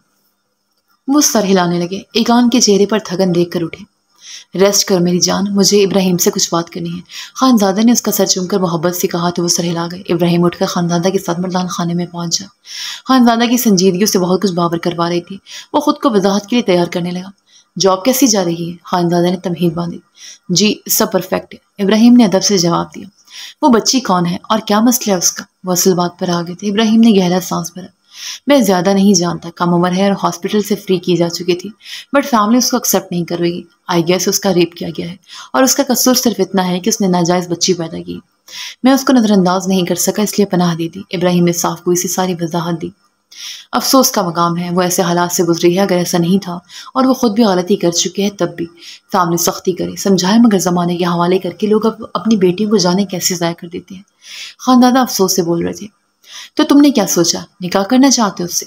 वो अचानक इब्राहिम से बोले तो वो नफ़े में सर हिला गई। नहीं, बहुत छोटी है, मैंने तो सिर्फ कोशिश की है कि वो मज़ीद नुकसान न उठाए। मैंने यहाँ आने से पहले एक बार उसके भाइयों से बात करने की कोशिश की है, मगर वो लोग उसे अपनाने को तैयार नहीं है। बूढ़ी माँ है, मगर उसे बेटे कुछ बोलने नहीं दे रहे थे। मैं उसको किसी विमेन हॉस्टल में शिफ्ट कर दूंगा। इब्राहिम ने संजीदगी से सारी बात की। खानज़ादा समझकर सर हिला गया। उसे हवेली में भेज दो, विमेन हॉस्टल का माहौल अच्छा नहीं होता। जैसा कि तुम बता रहे हो वो खुद भी कम उम्र है, फिर उसकी बेटी भी है, कमाएगी कैसे और रहेगी कैसे? यहाँ कुछ ना कुछ काम करती रहेगी, कोई मुनासिब रिश्ता देकर शादी कर दूंगा। खानज़ादा की बात पर इब्राहिम ने इत्मीनान से सर हिला दिया। ठीक है, यही हल मुनासिब है, मेरा दोबारा चक्कर नहीं लगेगा, मैं ड्राइवर के साथ भेज दूंगा। इब्राहिम ने सकून से हमाला को जबरदस्ती हमारे बराबर पढ़ाया जा रहा है, वरना हर जगह वो आज भी अकेली ही जाती है। उस्मान तासुफ से बोलती जूस की बोतल मुंह से लगा गई। मैं तो सोच भी नहीं सकती थी मैं तुम दोनों के साथ एक जगह पेपर्स दूंगी। गुलाल चिप्स खाती 10वीं मरतबा यही बात पूरे जोश से बोल रही थी। आज लास्ट पेपर था, तुम्हारी अभी भी वही सोच अटकी हुई है। अलीहा ने उससे चिप्स का पैकेट छीना। मैं और जूस लाती हूँ, मेरी तो आज प्यास नहीं खत्म हो रही, गर्मी बहुत है आज। उस्मान एक बोतल खत्म करके उठी और कैंटीन की जाने बढ़ गई। उसके बिल्कुल पास से अयात खान तेजी से गुजरा तो वो ठटक गई। तेजी से निकाब चेहरे पर ठीक करती उसके पीछे बढ़ गई। अयात साहब, आपने आने का तकल्लुफ क्यों किया? हमने आपकी हदायत के मुताबिक उस स्टूडेंट का बहुत ख्याल रखा। सामने मौजूद निगरान ने अयात खान से हाथ मिलाते हुए कहा। उस्मान स्टूडेंट लफ्ज़ पर चौंक गई। बस मैंने सोचा खुद आकर आपको थैंक्स करूं। अयात मुस्कुराकर बोल रहा था। उस्मान का दिमाग तेजी से सोचने लगा। उनके सामने तो कोई ऐसा नहीं था जो अयात का जानने वाला होता। हाय सर, वो जो ही फारिग होकर पलटा सोचो में गुम। उस्मान चौंक कर उसके सामने। जी? अयात ने उसे पहचान लिया था, तभी संजीदगी से बस इतना ही बोला। सर, आप यकीनन हमारे लिए आए होंगे। हमारे ने बताया था आप और औराद लाला के फ्रेंड हैं। लाला ने आपसे कहा होगा कि हमारे लिए। वो पुरजोश से बोलती जा रही थी। अयात उसके खुशफहमी पर बिस्ताख्ता मुस्कुरा। उस्मान ईसा, आपके लाला अगर कह भी देते तो उनके लिए मैं नाफरमान स्टूडेंट्स के लिए कभी यहाँ ना आता। आप उस खुशफहमी से निकल आए। वो एक कदम करीब होकर संजीदगी से बोला तो उस्मान अपनी नीलगुमाइल आंखों से उसे घूरने लगी। शुक्रिया सर, वैसे भी हमें सिफारिश की जरूरत नहीं। वो खफकी से बोलती हुई पलटी। अयात खान हैरत ज़दा से उसे जाता हुआ देख रहा था। वो नाराज क्यों हुई? क्या उसे सिफारिश की जरूरत थी? उस्मान, अयात ने बेसाख्ता उसे पुकारा तो वो रुक गई। क्या एग्जाम्स में कोई मसला है? ईसा के सवाल पर वो नफी में सर हिला गई। सर, क्या हमारे पेपर्स आप चेक करेंगे? आप प्लीज़ मेरी थोड़ी बहुत मिस्टेक्स को इग्नोर कर दीजिएगा। मैं पिछले दिनों कुछ अपसेट थी तो ये लास्ट 3 पेपर्स कुछ मैस अप हो गए हैं। वो रूहान से होकर अपनी सिफारिश खुद करने लगी। अयात परेशान हुआ। ये पेपर्स हम कॉलेज टीचर्स को नहीं दिए जाते उस्मान। डोंट वरी, रिजल्ट अच्छा होगा, आप टेंशन नहीं लें। अयात ने टीचर होने के नाते उसे तसल्ली दी थी। सर, आप कभी मेरे काम नहीं आए। वो नाक चढ़ाती एकदम टोन बदल कर पलटी और वहां से चली गई। अयात माथे पर बल डाले से ज्यादा देख रहा था। हमाला चकराते सर के साथ कॉलेज हॉल से बाहर निकले। आज आखिरी पेपर था और उसकी तबीयत पिछले कुछ रोज से मुसलसल रोने और टेंस रहने की वजह से बुरी तरह खराब थी। अलीहा और उस्मान की पेपर टाइमिंग अलग थी, इसलिए वो अकेली ही वहां मौजूद थी। कपकपाते हाथों से सामान उठाकर मोबाइल निकाला और ईसा को वॉइस नोट भेजा। चाचू, मैं फ्री हो गई हूँ। वो बमुश्किल बोल पा रही थी। कॉलेज बैग कंधों पर डालकर निकाब दुरुस्त करती मुंह पर हाथ रख गई। बुखार की हिद्दत से जी बुरी तरह मतला रहा था। वो रुके बिना कदम उठाती कॉलेज के बैलूनी गेट की तरफ बढ़ गई। उन तीनों को सख्ती से ताकीद की गई थी कि फ्री होकर भी कॉलेज से बाहर कदम न रखें। ये ताकीद उस्मान और अलीहा को बहुत अच्छे से याद रहती थी, मगर हमाला ने कसम खाई हुई थी किसी भी हिदायत और पाबंदी को ना याद रखेगी, ना अमल करेगी। وہ کالج گیٹ کے پاس پہنچے اور پھر گیٹ بھی پار کر گئی. قدم آگے بڑھاتی جا رہی تھی. کالج پیچھے رہ گیا, گیٹ بھی پیچھے رہ گیا. حمالہ سینے پر ہاتھ رکھ کے سامنے روڈ پر چلتی جا رہی تھی. یکدم دل بری طرح متلایا اور اسے ابکا گیا. وہ وہی روڈ کنارے بیٹھتی بری طرح الٹی کرنے لگی. بات سنیں مس, کیا آپ ٹھیک ہیں؟ اپنے پیچھے ابھرتی کسی کی فکر مند آواز پر وہ گہرے گہرے سانس بھرتی چہرہ اٹھا کر دیکھنے لگی. سرخ بھیگا چہرہ اور آنسوں بھری گرے سی آنکھوں سے وہ اجنبی کو تکتی جا رہی تھی. کوئی پریشانی ہے؟ آپ کی طبیعت ٹھیک نہیں لگ رہی, کیا میں کچھ مدد کر سکتا ہوں؟ وہ جو کوئی بھی تھا ہمدرد فطرت رکھتا تھا. نرمی سے حمالہ کو مخاطب کیا تو وہ اسے دیکھتی رونا شروع ہو گئی. کیسا پردہ, کون سا نکاح, وہ سب بھلائے اجنبی لڑکے کے سامنے روتی جا رہی تھی. لالا آج میں لیٹ ہو جاؤں گا, ہم نے آج ہاسپٹل وزٹ کرنا ہے. عیسیٰ چاچو کو حویلی جانا پڑا اور میں انہیں بتانا بھول گیا تھا. حمالہ کو بھی کالج سے لینا تھا, وہ فری ہونے والی ہوگی. الہام حواس باختگی سے بول رہی تھی. اور آج نے فائلز اس کے سامنے رکھ دی, اپنے پیے کو ہاتھ کے اشارے سے روک دیا. کس ٹائم فری ہونا تھا اسے؟ وہ ہینڈ واچ پر ٹائم دیکھتے سنجیدگی سے پوچھنے لگا. الہام کے بتائے وقت کے مطابق حمالہ فری ہونے ہی والی تھی. یہ فائلز یہیں رہنے دے, میٹنگ ڈیلے کر دے, میں پرسنل کام سے جا رہا ہوں, آفیشیل کال مجھے نہیں دیجیے گا. وہ تیزی سے اٹھ کر پیے کو ہدایت دیتا آفس سے باہر نکلا. ٹائی کی ناؤ ڈھیلی کر کے کالر بٹن کھولتا وہ تیزی سے اپنی گاڑی میں سوار ہوتا کالج کی طرف روانہ ہوا. کالج روڈ پر ہی اس کی سرسری نظر کنارے بیٹھے حمالہ پر پڑی تو بے ساختہ بریک پر پاؤں رکھا تھا. سامنے وہ نقاب کے بغیر کسی اجنبی لڑکے کے سامنے رو رہی تھی.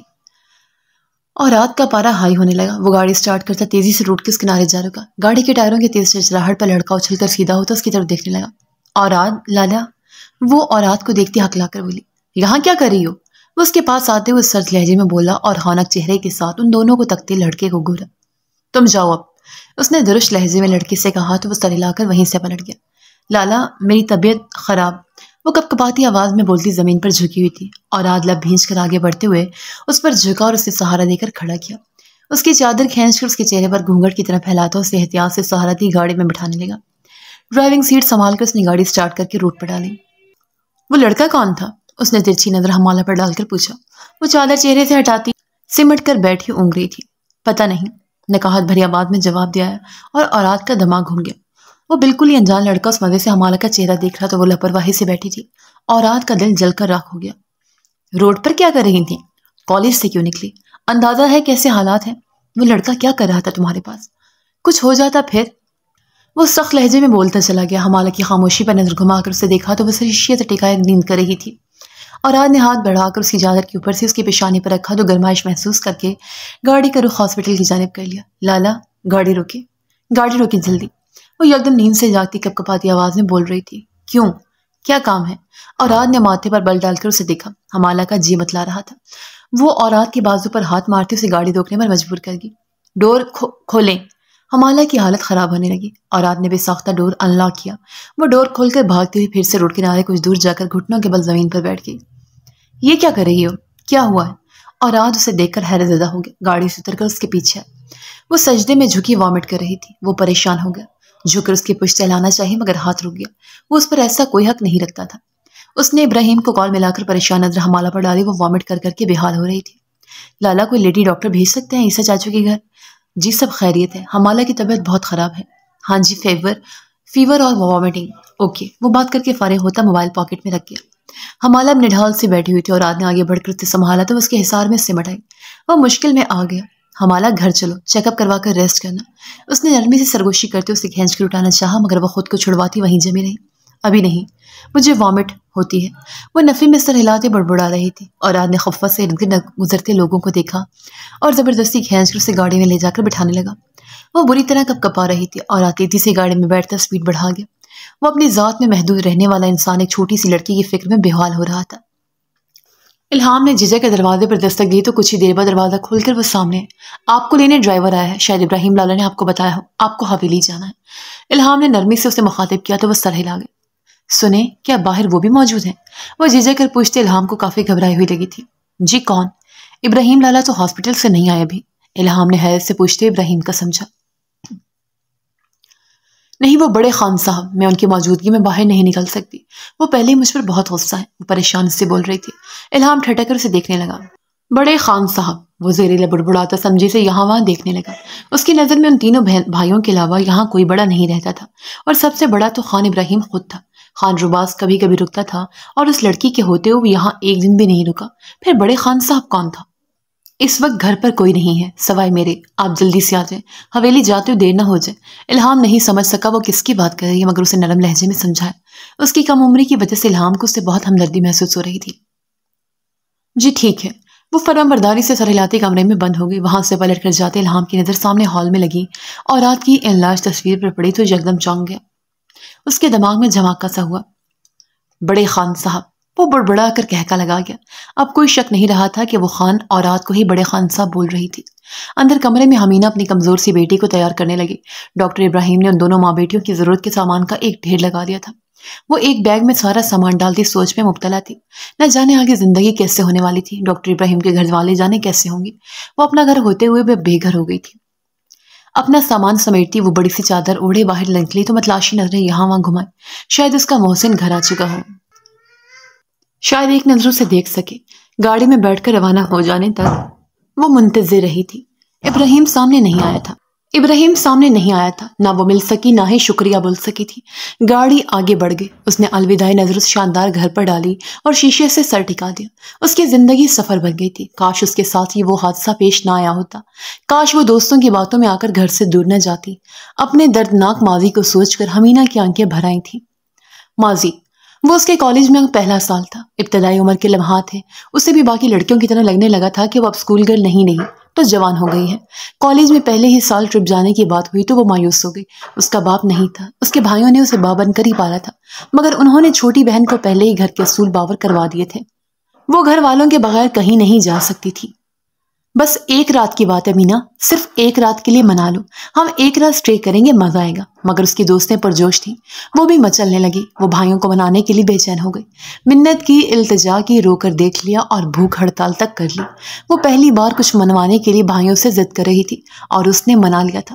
وہ حمینہ کی زندگی کی سب سے سنگین غلطی تھی۔ کاش میں اس ٹرپ پر نہ جاتی، کاش اب اس کے دل میں پنجے گاڑ بیٹھا تھا۔ ٹرپ پر دوستوں کے ساتھ گانے گا کر کھلکھلا کر جانے والی حمینہ کو وہی رات کے وقت گیم میں دوستوں نے گیسٹ ہاؤس سے کچھ دور بھیجا۔ تمہیں بس اس درخت کو ہاتھ لگانا ہے اور لوٹ آنا ہے۔ آج ثابت کرو تم بہادر ہو اور اکیلے اندھیرے میں جانے سے نہیں ڈرتی۔ اسے اکسایا جا رہا تھا اور وہ مان گئی۔ یہی تو اس کی غلطی تھی۔ اسے کہہ دینا چاہیے تھا اپنی حفاظت کرنے والی اور راتوں کے اندھیرے میں اکیلے دور نہ جانے والی لڑکیاں ہی بہادر ہوتی ہیں۔ وہ مان گئی اور اس کے وہ قدم اسے ذلت کی طرف لے گئے تھے۔ اس رات گیسٹ ہاؤس سے دور جنگل میں موجود عیاش لڑکوں کے ٹولے نے چاند کی روشنی میں دمکتے شفاف چہرے والی حمینہ کو اکیلا پا کر دبوچ لیا تھا۔ اس کا احتجاج، واسطے اور کوششیں رائے گا گئی تھیں۔ کم سنی میں ہی اس کی عزت تار تار ہو گئی۔ دوستیں منتظر رہیں، مگر اسے بہادری کا ٹیگ دینے والی ایک بھی لڑکی اس رات حمینہ کے لیے جنگل میں جانے کے لیے تیار نہیں ہوئی تھی۔ صبح کا اجالا پھیل گیا۔ ٹیچر نے حمینہ کا پوچھا تو اس کے ساتھ کھیلنے والی لڑکیوں نے ڈر کر بے خبری کا اظہار کر دیا۔ حمینہ کو ہر جگہ تلاشا گیا تو وہ نیم جان جنگل میں پڑی ہوئی ملی تھی۔ اسے اٹھا کر ہاسپٹل لے جایا گیا۔ اس کا علاج کیا گیا، گھر والوں کو اطلاع دے دی گئی۔ اس کے بھائی اسکول والوں پر غصہ ہوئے اور اسکول والوں نے حمینہ پر الزام دھر دیا۔ باقی لڑکیاں خاموش رہیں اور حمینہ کی زبان اس حادثے نے بند کر دی تھی۔ وہ شوخیاں بھول گئی، پڑھائی چھوٹ گئی۔ گھر کے کونے میں سمٹ کر روتی حمینہ نے اس کم عمری میں ہی بچی کی ماں بن کر اپنی بدکرداری پر مہر لگا دی تھی۔ بھائیوں کو بہن قبول تھی مگر اس کی ناجائز اولاد کسی کو قبول نہیں تھی۔ گاڑی جھٹکے سے رکی تو وہ ماضی سے نکل آئے۔ چہرہ آنسوں سے تر تھا۔ گود میں سوتی بچی رو رہی تھی۔ وہ جو خود ماں کی گود میں چاہتی تھی وہ بچی کو گود میں لیے گاڑی سے اتر رہی تھی۔ سامنے نہایت اونچی شاندار حویلی تھی۔ حمینہ کی نظر پڑی تو بے ساختہ ٹھٹک گئی۔ حویلی بہت بڑی تھی مگر جانے حویلی کے مکینوں کے دل کیسے تھے۔ ایکان کے مسئلے کی وجہ سے پریشانی کا شکار رہی ہے۔ عیسیٰ جی نے سمجھایا بھی تھا کہ بچوں کا کیا لینا دینا، کچھ وقت بعد سب ٹھیک ہو جائے گا، مگر حمالہ اس معاملے میں بہت حساس ہے۔ پروا اس کے سامنے جوس رکھتے تعصب سے بتا رہی تھی۔ ان کے ایگزامز ختم ہو گئے نا، بس حویلی بھیج دو دونوں کو۔ اور رات نے ایک نظر سامنے بیٹھے لیہا کو دیکھ کر کہا، جبکہ عثمان روم میں پڑی حمالہ کے پاس بیٹھی تھی جسے ڈرپ لگی ہوئی تھی۔ ہاں بھیج دیں گے، میں چاہتی تھی یہاں کچھ آؤٹنگ کرواتے، پیپرز کی ٹینشن کے بعد کچھ ریلیکس ہو جاتی۔ پروا تعصب سے بول رہی تھی، نہیں ابھی ہمارے حالات آؤٹنگ افورڈ نہیں کرتے، حمالہ کی طبیعت بہتر ہو جائے تو بابا کو بتا دیجیے گا، وہ ادم انکل کو بھیج دیں گے۔ اور رات نے سنجیدگی سے کہتے ہوئے ہینڈ واچ پر ٹائم دیکھا، اور رات بالکل جانے کا مت سوچنا، کھانا ریڈی ہے، کھا کر جانا، تمہاری وجہ سے ڈنر جلدی تیار کروایا ہے۔ پروا نے اس کے انداز سے سمجھ لیا تھا وہ جانا چاہتا ہے۔ لیٹ ہو جاؤں گا نہیں، مجھے آفس میں کچھ کام ہے، وہ کچھ جلد بازی سے بولا۔ پروا نفی میں سر ہلا گئی، بس تھوڑی دیر لگے گی۔ پروا اٹھ کر کھڑی ہوئی، میں ہیلپ کروا دیتی ہوں آپ کی۔ علیحا بھی ان کے ساتھ چلے گئے۔ پروا کے جڑواں بیٹے ترچھی نظروں سے ماں کو جاتا دیکھ کر اور رات کی طرف متوجہ ہوئے۔ लाला, आप हमसे प्यार नहीं करते? फहद ने औराद से सवाल किया। चेहरे पर संजीदगी छाई हुई थी। क्या मतलब? औराद ने अब्रू चढ़ाकर सवाल किया। जब से आए हैं एक बार भी हमें नहीं देखा, बात नहीं की, प्यार भी नहीं किया। महद इमोशनल हो रहा था। मैं जानता हूँ तुम्हें मेरे देखने या ना देखने की फिक्र नहीं है, बट सॉरी मैं जल्दी में था तो चॉकलेट्स नहीं ला सका तुम्हारे। औराद ने सीने पर बाजू लपेटते हुए जिताते लहजे में जवाब दिया। ओह कम ऑन लाला, वो तो उस्मान आपी के फ्रिज में काफी सारी पड़ी हैं, महद ने राजदारी से बताया। और हम डेली वहां से थोड़ी थोड़ी निकाल लेते हैं। फहद हंस रहा था। कमरे से निकलते उस्मान ने उनकी बात सुनी तो सदमे से चीखे। वो धप धप करके किचन में जाती माँ के सर पर चीख रही थी। महज फहद परेशानी से एक दूसरे को देखते लड़ने लगे कि ये बात क्यों की। और रात की नजरें दरवाजे पर गई जहां अमाला सो रही थी। वो कभी किसी कजन के रूम में नहीं जाता था, मगर अब उससे बैठा नहीं जा रहा था। एकदम वो अपने दिल की सुनता उठा और उसके कमरे में जा पहुंचा। वो सुकड़ी सिमटी सी सो रही थी। रंगत में हल्की पिलाहट थी, ड्रिप लगी हुई थी, गुंगरियाली लिटें चेहरे के गिर्द लिपटी थी। वो उसे नजरें चुराता झुककर उसकी नब्ज चेक करने लगा। वो बुखार की हिद्दत से जल रही थी। उसके ठंडे लम्स पर हमाला ने नींबू आंखों से उसे देखा। बताया तो था आपको तबीयत खराब थी, इसलिए कॉलेज से निकल गई थी। आप फिर से डांटने आ गए। वो शायद नींद में थी, तभी बुड़बुड़ाने लगी। तुम ठीक हो जाओ, इस नालायकी का सवाल बाद में करूंगा। लोग बुखार से गिरते हैं और तुम्हारे कदमों में पहिए लग गए थे। वो माथे पर बल डालकर बोल रहा था। मैं हमाला दावर खान हूँ, लोग नहीं जो गिर जाती। वो यकीनन बुखार में अपनी कंडीशन और सामने वाले बंदे को भूल बैठी थी। और आने दादने वाले अंदाज में अब्रू चढ़ाकर उसे देखा और खामोशी से पलट गया। अभी वो उसे कुछ नहीं बोल सका, अभी कुछ कहना नहीं चाहता था। वो अभी तो अपने दिन ब दिन शिद्दत इख्तियार करती मोहब्बत से परेशान था। मैं नहीं जानती थी तुम्हारे साथ वो सब होगा। मैं बहुत शर्मिंदा हुई कान। गुलजान उसकी कमजोर हाथ थामे रो रही थी। आप इतना तो पता कर सकती थी ना कि वो इंसान कैसा मिजाज रखता है। कुछ तो सोचती मोरे। मैंने सिर्फ जिस्मानी अजियत नहीं झेली, ज़हनी अजियत झेली है। मैं खुद को अब नीम पागल सा महसूस करती हूँ। वो खाली खाली नजरों से उन्हें देखती बोल रही थी। जरशिया एक तरफ चुप चुप सी बैठी थी। ईकान बज़ाहिर कुछ संभल गई थी, मगर माँ और नानी से दूर होती जा रही थी। ईकान ऐसा नहीं कहते मेरे बच्चे, अल्लाह सब अच्छा करेगा। मायूस क्यों होती हो? पूरी जिंदगी पड़ी अभी। अपनी माँ को देखो, क्या हाल हो गया उसका।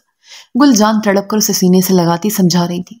मैं नाबीना हो गई हूँ मोरे गुल, मैं अब किसी को नहीं देख पाती। मेरी आंखों के पर्दे पर मेरी जलालत के मंजर ठहर गए हैं। आपको लगता है पूरी जिंदगी भी बाकी है, और मुझे लगता है मैं अपनी पूरी जिंदगी वहीं झेल आई हूँ। ईकान फूट फूट कर रोने लगी। जर्शी और गुलजान बेगम उसे मोहब्बत से दिलासा दे रही थी। सना बेगम दरवाजे पर खड़ी दुखी हो रही थी। सारी नफरत और उलझन खाक हो गई थी। ईकान की हालत देखती थी तो अपना आप मुजरिम लगता था। क्या वो मासूम लड़की नफरत के काबिल थी? जब से आई थी वो रोजाना उसके दरवाजे पर आती थी, रुकती थी और पलट जाती थी। न माफी मांगी गई, न तसल्ली दे सकी। माफी, पिछतावा, तसल्ली, दिलासा सब बेमैनी हो गया था। ईकान अब उन एहसासात को समझने से आदी हो चुकी थी। वो बहुत बदल गई थी। मोरे आप अंदर आइए ना। जर्शी की नजर सना बेगम पर पड़ी तो बेसाख्ता पुकार कर एहतराम से कहा। आप फिर मुझे इल्जाम देने आई है ना? आपका फिर कोई नुकसान हो गया होगा। ठीक समझती आप मुझे। बहुत मनहूस हूं मैं, इतनी मनहूस कि खुद अपनी खुशियां भी खा गई। इतनी मनहूस कि इस घर में भी मुझे जूते की नोक पर रखा गया। सना बेगम को देखते ईकान बोलने पर आई तो दिल चीर गई। तुम क्यों मनहूस हो? मैं तो जाहिल थी। मनहूस तो वो लोग हैं जो तुम्हें इस हाल तक लिए। खुद को इल्जाम मत दो, तुम्हें अजियत देने वाले भी खुश नहीं हैं। गुले जान अपनी नवाज और बेटी के लिए तड़प रही थी, मगर अब कभी देख नहीं पाएगी। देखना, वो लोग अपने हर अमल का हिसाब देंगे। माहद खान जलील हो जाएगा एक दिन। सना बेगम आगे बढ़कर उसे खुद से लगाते गुस्से से बोल रही थी। ईकान का दिल सुकून की बजाय बोझ तले दबता जा रहा था। खुशियां किसी को तकलीफ में डालकर थोड़ी मिलती हैं। सुकून बहुत महंगी चीज है, इतनी महंगी कि उसकी कीमत अपनी हर नफरत और गुस्से को सस्ते दामों देकर ही पूरी की जा सकती है। सुकून अपना अंदर हर मनफी जज्बे से पाक करके ही मिलता है। मगर जिसने दर्द झेला हो, जिसने अजियत सही हो, जिल्लत देखी हो, वो कैसे नफरत न करे, वो गुस्सा कैसे न करे। ठीक कहा जाता है, लोगों के दिल में कदर बढ़ाने के लिए मरना पड़ता है। और ईकान भी मरकर ही लौटी थी। उन सब की मोहब्बतें वसूलते ईकान तासुब से सोच रही थी, अब हवेली में कोई नहीं था जो उससे नफरत करता, उससे चिढ़ता या उलझनता था। अब सब मोहब्बत करते थे। ये लड़की कौन है? सना बेगम और दर्शी खान ने खान मूसा के साथ उनके पोर्शन में आई छोटी सी लड़की को चौंक कर देखा था। इसे छोटा मोटा काम दे दीजिएगा, इब्राहिम ने शहर से भेजा इसको, अब यहीं रहेगी। खान मूसा सरसरी लहजे में बताकर अपने कमरे में चले गए। वो दोनों उस लड़की को देखने लगी। जर्द कमजोर सी स्याह चादर ओढ़े सज जगह खड़ी थी। क्या नाम है तुम्हारा? और ये बच्ची कौन है? बहन है तुम्हारी? जर्शी ने नरम लहजे में से सवाल किया। मेरा नाम हमीना, ये बच्ची मेरी बेटी है। वो अटक कर बोली। सच बताते उसका लहजा लड़खड़ा गया था। क्या ये बच्ची तुम्हारी बेटी है? इतनी सी उम्र में शादी हो गई? तो शौहर कहाँ है तुम्हारा? जर्शी को तो झटका खा कर रह गई थी। हैरत से सवाल किया। सना बेगम भी तनकीदी नजरों से उसका जायजा ले रही थी। वो मर गया। हमीना नजरें झुकाकर बस इतना ही बोली थी। जर्शी ने तासुब से उस कमसुन लड़की को देखा। اچھا ہے چلو، مجھے ایک پھرتیلی لڑکی کی ضرورت تھی، اسے میں اپنے ساتھ رکھ لیتی ہوں، مالش کرنا تو آتی ہے نا؟ ثنا بیگم نے اطمینان سے حمینہ کو دیکھا۔ جی کر لوں گی، وہ مدھم سے لہجے میں بولی۔ اس کا دل رو رہا تھا، وہ ملازمہ تو نہیں تھی، وہ ایسے حالات کے لیے تو کبھی تیار نہیں تھی۔ اسے تو لاڈوں سے پالا گیا تھا، پھر کیوں اس کے بھائیوں نے لوگوں کے حوالے کر دیا کہ آج وہ ملازمہ بنا دی گئی؟ ٹھیک ہے، تو پھر تمہیں بس روزانہ میری ٹانگیں دبانا ہوگی، مالش کر دینا، میرے کمرے کو ٹھیک حال میں رکھنا، اور میرے روزانہ پہننے والی ڈریس کو ملازمہ سے پریس کروا کر باتھ روم میں ہینگ کرنا تمہاری ذمہ داری ہے۔ ثنا بیگم اسے اپنے کام کی تفصیل بتا رہی تھی۔ سب کاموں کی تفصیل سنتی حمینہ اپنی بیٹی کے گدباہوں کا ہزار تنگ کرتی آنسو اپنے حلق میں اتارتی جا رہی تھی۔ کیا کارکردگی ہے ادب خان؟ ہاشم خان اپنے کاموں سے پیچھے ہوا یا ابھی بھی جانے چل رہا ہے؟ خانزادہ نے ادب خان سے سوال کیا تو وہ گہرا سانس بھر گئی۔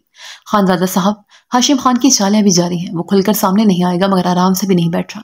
اسے اس جرگے کے فیصلے سے آج تک اختلاف ہے، جب ان کے خاندان کے لڑکے کا قتل ہونے پر آپ نے منی لینے سے انہیں روک دیا تھا۔ ادب خان نے اسے تفصیل سے بتاتے ہوئے ہاشم خان کے ارادے ظاہر کیے۔ اس جیسے بزدل انسان سے کسی بھی پستی کی توقع کی جا سکتی ہے۔ اب بچیوں کا کیا کروں؟ یونی سٹارٹ ہو جائے گی جلدی، پڑھائی بھی نہیں چھوڑ سکتی۔ خاندادہ پریشانی سے بول رہے تھے۔ خاندادہ صاحب، اگر بچیوں کی رہائش خانیسہ کے پاس رکھی جائے، روزانہ آنا جانا ان حالات میں مناسب نہیں ہے۔ ادب خان نے مشورہ دیا۔ نہیں ادب خان، دعوت لالا نہیں رہ سکتے ایسے، ان کی بیٹی کے لیے بھی شہر میں رہنا مشکل ہے، اور ہماری بیٹی بھی ہفتے بعد ہی کالز کر کے ناراض ہونے لگتی ہے۔ خاندادہ پریشانی سے بولے تو ادب خان بھی ساختہ مسکرے۔ ٹھیک ہے خان صاحب، پھر میں بچوں کو لانے لے جانے کی ذمہ داری اٹھا لیتا ہوں۔ گلالئی کو بھی جانا ہوگا۔ ادب خان نے ان کی پریشانی ختم کی۔ وہ مسئلہ نہیں ادب خان، اب یونیورسٹی میں مسائل ہو سکتے ہیں۔ خاندادہ تفکر سے بولے۔ اس کا حل بھی میں سوچ چکا ہوں خاندادہ صاحب۔ ادب خان کی بات پر خاندادہ نے چونک کر سر اٹھایا۔ وہ چاروں ایکان کے ارد گرد بیٹھی تھی، وہ سر جھکے اپنے ہاتھوں کو دیکھ رہی تھی۔ سنو، تم ہمارے ساتھ یونی جوائن کر لو۔ گلالئی نے کچھ دیر بعد لب کھولے تو باقی تین بھی سر ہلانے لگی۔ مزہ آئے گا، ایک ہی سبجیکٹ کمبائن اسٹڈی میں پڑھا جائے گا، اچھا جائے گا۔ عثمان نے پرجوش لہجے میں ایکان کو دیکھتے ہوئے کہا۔ حمالہ چپ چپ سی تھی۔ میں اب کچھ نہیں کر پاؤں گی۔ ایکان بجھے لہجے میں بول رہی تھی۔ ایسا کیوں کہہ رہی ہو؟ زندگی ختم نہیں ہو گئی، اور تم کسی کے لیے کیوں خود کو کمرے میں بند رکھو گی؟ علیحا جذباتی لہجے میں بول رہی تھی۔ حمالہ خاموشی سے ان سب کی باتیں سنتی رہی۔ دیکھوں گی، ابھی تو عدت میں ہوں۔ ایکان نے بات ختم کرنی چاہی۔ عدت کے بس چند دن باقی رہ گئے تھے۔ میں جاتی ہوں، میڈیسن لینی ہے۔ حمالہ نظریں چرائے اٹھ کر وہاں سے چلی گئی۔ ایکان خاموش نظروں سے اسے جاتا دیکھتی رہی۔ پیپرز کے دوران ہی طبیعت خراب ہو گئی تو اس کی تھی، پتہ نہیں اس مادام کا کیا بنے گا۔ یہ تو اپنے ہسبینڈ کو اپنے ساتھ ہاسپٹل میں شفٹ کروا دے گی۔ علیحا افسوس سے حمالہ کی حالت بتا رہی تھی۔ خوش نصیب ہے، بچ گئی۔ جانتی ہو ماد خان چاہتا تھا حمالہ سے اس کی شادی کی جائے۔ ایکان دھیمے سے لہجے میں بول رہی تھی۔ وہ تینوں چونک گئی۔ کیا اس نے اپنی شکل دیکھی ہے؟ وہ غنڈہ موالی تو تمہیں بھی ڈیزرو نہیں کرتا تھا، پتہ نہیں کیوں زرشی پھپھو نے تمہاری شادی کر دی۔ علیحا بھڑک اٹھی۔ حمالہ سے اس کا دلی لگاؤ کسی سے ڈھگا چھپا نہیں تھا۔ اس پر ایکان کی بدترین حالت، وہ ڈر گئی۔ داور چاچو کبھی نہ مانتے، وہ ملنے کے لیے بھی نہیں جانے دیتے، شادی تو دور کی بات۔ عثمان نے سکون سے تبصرہ کیا۔ گلالئی میوے کی پلیٹ خالی کرنے میں مگن تھی۔ عثمان نے ہاتھ مار کر اس سے پلیٹ چھینی۔ یہی تو خوش نصیبی ہے تم سب کی، مجھے تو سر سے اتارا گیا تھا، اب چاہتے ہیں سب کو دل صاف کر لو۔ ایکان کی آنکھیں بھریں۔ تم روتی کیوں ایکان؟ تم بہت قیمتی لڑکی ہو۔ گھر والوں سے غلطی ہو ہی جاتی مگر ازالہ بھی تو کیا نا۔ گلالئی ڈرائی فروٹ سے مایوس ہو کر ایکان کے اس سینے سے لگا تسلی دینے لگی۔ رباز لالا اگر مجھے نہ لاتے تو ان کا مجھ پر احسان ہے، صرف ان کا ہی۔ اب اگر میری مرضی کے بغیر کچھ بھی ہوا، میں حدیر ماموں سے ڈائریکٹ بات کروں گی۔ ایکان سب سے ہی بدزن ہو گئی تھی۔ شکر تم نے بھی عقل کی، میں تو کبھی پاپا اور ماما کی بات نہ مانوں ایسے۔ شادی انسان اپنی مرضی سے ہی کرے۔ عثمان گردن اکڑا کر بول رہی تھی۔ یہ صرف کہنے کی بات ہے عثمان، جب وقت آتا ہے تو ہم سب لڑکیاں ایک جیسی ہی ہوتی ہیں، سر جھکا دینے والی، منت واسطوں پر قربان ہو جانے والی۔ ایکان اداسی سے بولی۔ اس کی بات سے انکار کرتے عثمان نہیں جانتی تھی ایک ایسا ہی وقت اس پر بھی آ سکتا ہے، بالکل اسی طرح اسے بھی سر جھکانا پڑ سکتا ہے، کون جانے کب کیا ہو جائے۔ السلام علیکم۔ شو روم کے آفس میں بیٹھے ایاد خان نے مسلسل آتی کال اٹینڈ کر کے سلام کیا۔ وعلیکم، تمہیں کچھ فائلز بھیجوں گا، ان کا یونی میں ایڈمیشن کروانا ہے، یاد سے دیکھ لینا۔ خان داور نے ہمیشہ کی طرح سلام کے فوری بعد مطلب کی بات کی تھی۔ ایاد نے موبائل کی اسکرین کو گھورا۔ تم نے مجھے اپنا سرونٹ سمجھا ہوا ہے کیا؟ ایاد نے لفظ چبا چبا کر کہا تو لیپ ٹاپ پر فائل دیکھتا اور آد رک گیا۔ کیا میں نے ایسا کہا؟ اس نے سنجیدگی سے پوچھا۔ کہنے کی کیا ضرورت ہے، تمہارے رویے سے سمجھ آ جاتی ہے۔ ایاد کافی جتا کر بولا تھا۔ یہ تمہاری سمجھ کا قصور ہے ایاد خان، اپنے دماغ پر کم بوجھ ڈالا کرو۔ اور ایاد نے بنیادی سے جتایا۔ مجھے کوئی فائل بھیجنے کی ضرورت نہیں ہے، جو کام کروانا ہے خود آ کر کروانا۔ ایاد نے زچ ہو کر بات بدل دی اور ایاد نے داد دینے والے انداز میں ابروج کر۔ تمہیں میں اتنا فارغ لگتا ہوں؟ اس کے جملے نے ایاد خان کا دماغ گھما کر رکھ دیا تھا۔ تو میں فارغ ہوں؟ اس نے الٹا سوال کیا۔ کیا نہیں ہو؟ اس کا اطمینان قابل دید تھا۔ تمہاری یہ غلط فہمی دور ہو جائے گی جب تمہاری بھیجی فائلز پڑی رہ جائیں گی۔ ایاد نے تیکھے لہجے میں اسے باور کروایا۔ بابا کا میسج تھا، میں نے دے دیا، تمہارا جواب ان کو دے دوں گا۔ وہ اس کا دماغ جلا کر اب بتا رہا تھا۔ ایاد بکھلا کر سیدھا ہوا۔ پہلے نہیں بتا سکتے تھے؟ وہ بری طرح چڑھ گیا۔ سنو، ہمارے خاندان کی لڑکی سے فری ہونے کی کوشش مت کرنا۔ وہ اس کی سنے بنا اپنی بولے جا رہا تھا۔ ایاد خان سر پکڑ بیٹھا۔ میں پڑھانے جاتا ہوں خان اوراد، میں لڑکیوں سے فری ہونے نہیں جاتا۔ اس نے سنجیدگی سے جواب دیتے ہوئے لہجہ نارمل کیا۔ تمہیں سمجھا رہا ہوں تاکہ غلطی کرنے کی گنجائش بھی نہ رہے۔ وہ اب بھی اپنی سنا کر کال کاٹ چکا تھا۔ ایاد نے موبائل ٹیبل پر پٹکا۔ وہاں وہ موبائل ایک طرف رکھ کر سر پکڑ بیٹھا۔ اسے حمالہ کی فکر تھی، اگر وہ پھر سے ایاد خان کے لیے جذباتی ہوئی، جوش ظاہر کیا یا پھر عقیدت ظاہر کی تو وہ اسے اس بات کی اجازت بالکل نہیں دے سکتا تھا۔ بزی ہو رات؟ روباز کی آواز پر اس نے چونک کر سر اٹھایا۔ وہ دروازے پر کھڑا سوالیہ نظروں سے اسے دیکھ رہا تھا۔ کچھ خاص نہیں۔ کیوں؟ اس نے الجھ کر پوچھا۔ گھر چلتے، میری گاڑی ورکشاپ پر گئی ہے، تمہارے ساتھ جاؤں گا۔ روباز نے کوٹ ایک بازو سے دوسری بازو پر منتقل کرتے جواب دیا۔ چہرے پر تھکن اور کچھ بیزاری تھی، بال بھی بے ترتیب ہو رہے تھے۔ اوکے چلتے ہیں۔ اور رات نے اٹھتے ہوئے اپنا کوٹ اٹھایا۔ روباز قدم آگے بڑھا گیا۔ وہ پیچھے آفس بند کرتا گیراج تک پہنچا۔ روباز گاڑی میں بیٹھتے آنکھیں موند گیا تھا۔ سب ٹھیک ہے؟ آپ کو زیادہ تھکے ہوئے لگ رہے ہیں۔ گاڑی اسٹارٹ کرتے اور رات نے ایک نظر سے دیکھا۔ وہ سردہ بھر گیا۔ ٹھیک ہے یار، ایکان کی عدت پوری ہو گئی ہے۔ آج بابا کی کال آئی تھی، وہ دھیمے لہجے میں بول رہا تھا۔ کچھ دیر پہلے وہ آفس میں مصروف بیٹھا جب خاندادہ کی کال آئی تھی۔ اس نے ہمیشہ کی طرح فوری کال اٹینڈ کی۔ السلام علیکم بابا، کیسے ہیں؟ اس نے نرمی سے مسکرا کر پوچھا۔ وعلیکم السلام، میں ٹھیک ہوں روباز۔ خاندادہ کی پرجوش آواز پر وہ مسکرا۔ بہت خوش ہیں آپ؟ اس نے مسکراتے ہوئے پوچھا۔ ہاں، ایکان کی عدت ختم ہو چکی ہے، ڈیٹس میں پہلے ہی سوچ چکا تھا۔ اب جلد شادی کر دوں گا تم دونوں کی۔ ان کی بات پر وہ بوکھلا کر سیدھا ہوا۔ مگر بابا، میں چاہتا تھا ایکان کو اپنی اسٹڈیز کنٹینیو کر لینی چاہیے۔ اس نے اپنا خیال ظاہر کیا۔ گریٹ آئیڈیا، مجھے امید ہے تم اسے ضرور پڑھاؤ گے۔ خاندادہ پر کوئی اثر نہیں ہوا تھا۔ روباز کا رہا گیا۔ شادی ابھی ضروری ہے کیا؟ ایکان کو آرام سے پڑھنے دیں، بعد میں شادی بھی ہو جائے گی۔ روباز نے بےچارگی سے مشورہ دیا، مگر وہ جان گیا تھا اب نہ انکار ممکن تھا نہ ہی فرار۔ روباز، مورے تمہاری جلدی شادی کرنا چاہتی ہیں، میں نہیں چاہتا ان کو انکار کرنے کا موقع ملے۔ اب اگر ایکان کی پڑھائی کو وجہ بنا کر تمہاری شادی ڈیلے کروں گا تو وہ تمہاری شادی آواز سے کر دیں گی۔ خاندادہ سنجیدگی سے بول رہے تھے۔ روباز چپ ہو گیا۔ تمہیں بتا دیا اب جلد شادی کے لیے تیار رہنا۔ خاندادہ نے کچھ نرمی سے تاکید کی۔ جی ٹھیک ہے، اس نے سر ہلا دیا اور اب گاڑی میں بیٹھا بیزار ہو رہا تھا۔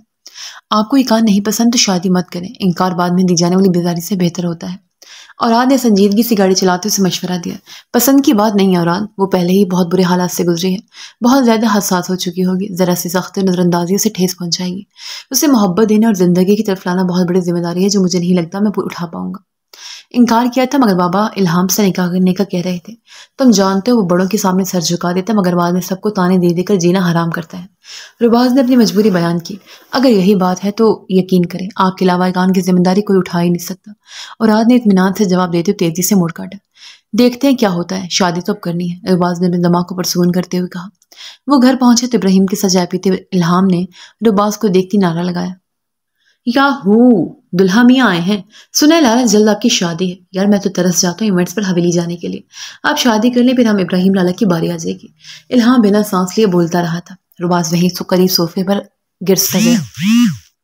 آپ شادی کر لیں تو پھر ابراہیم لالا کی باری آ جائے گی۔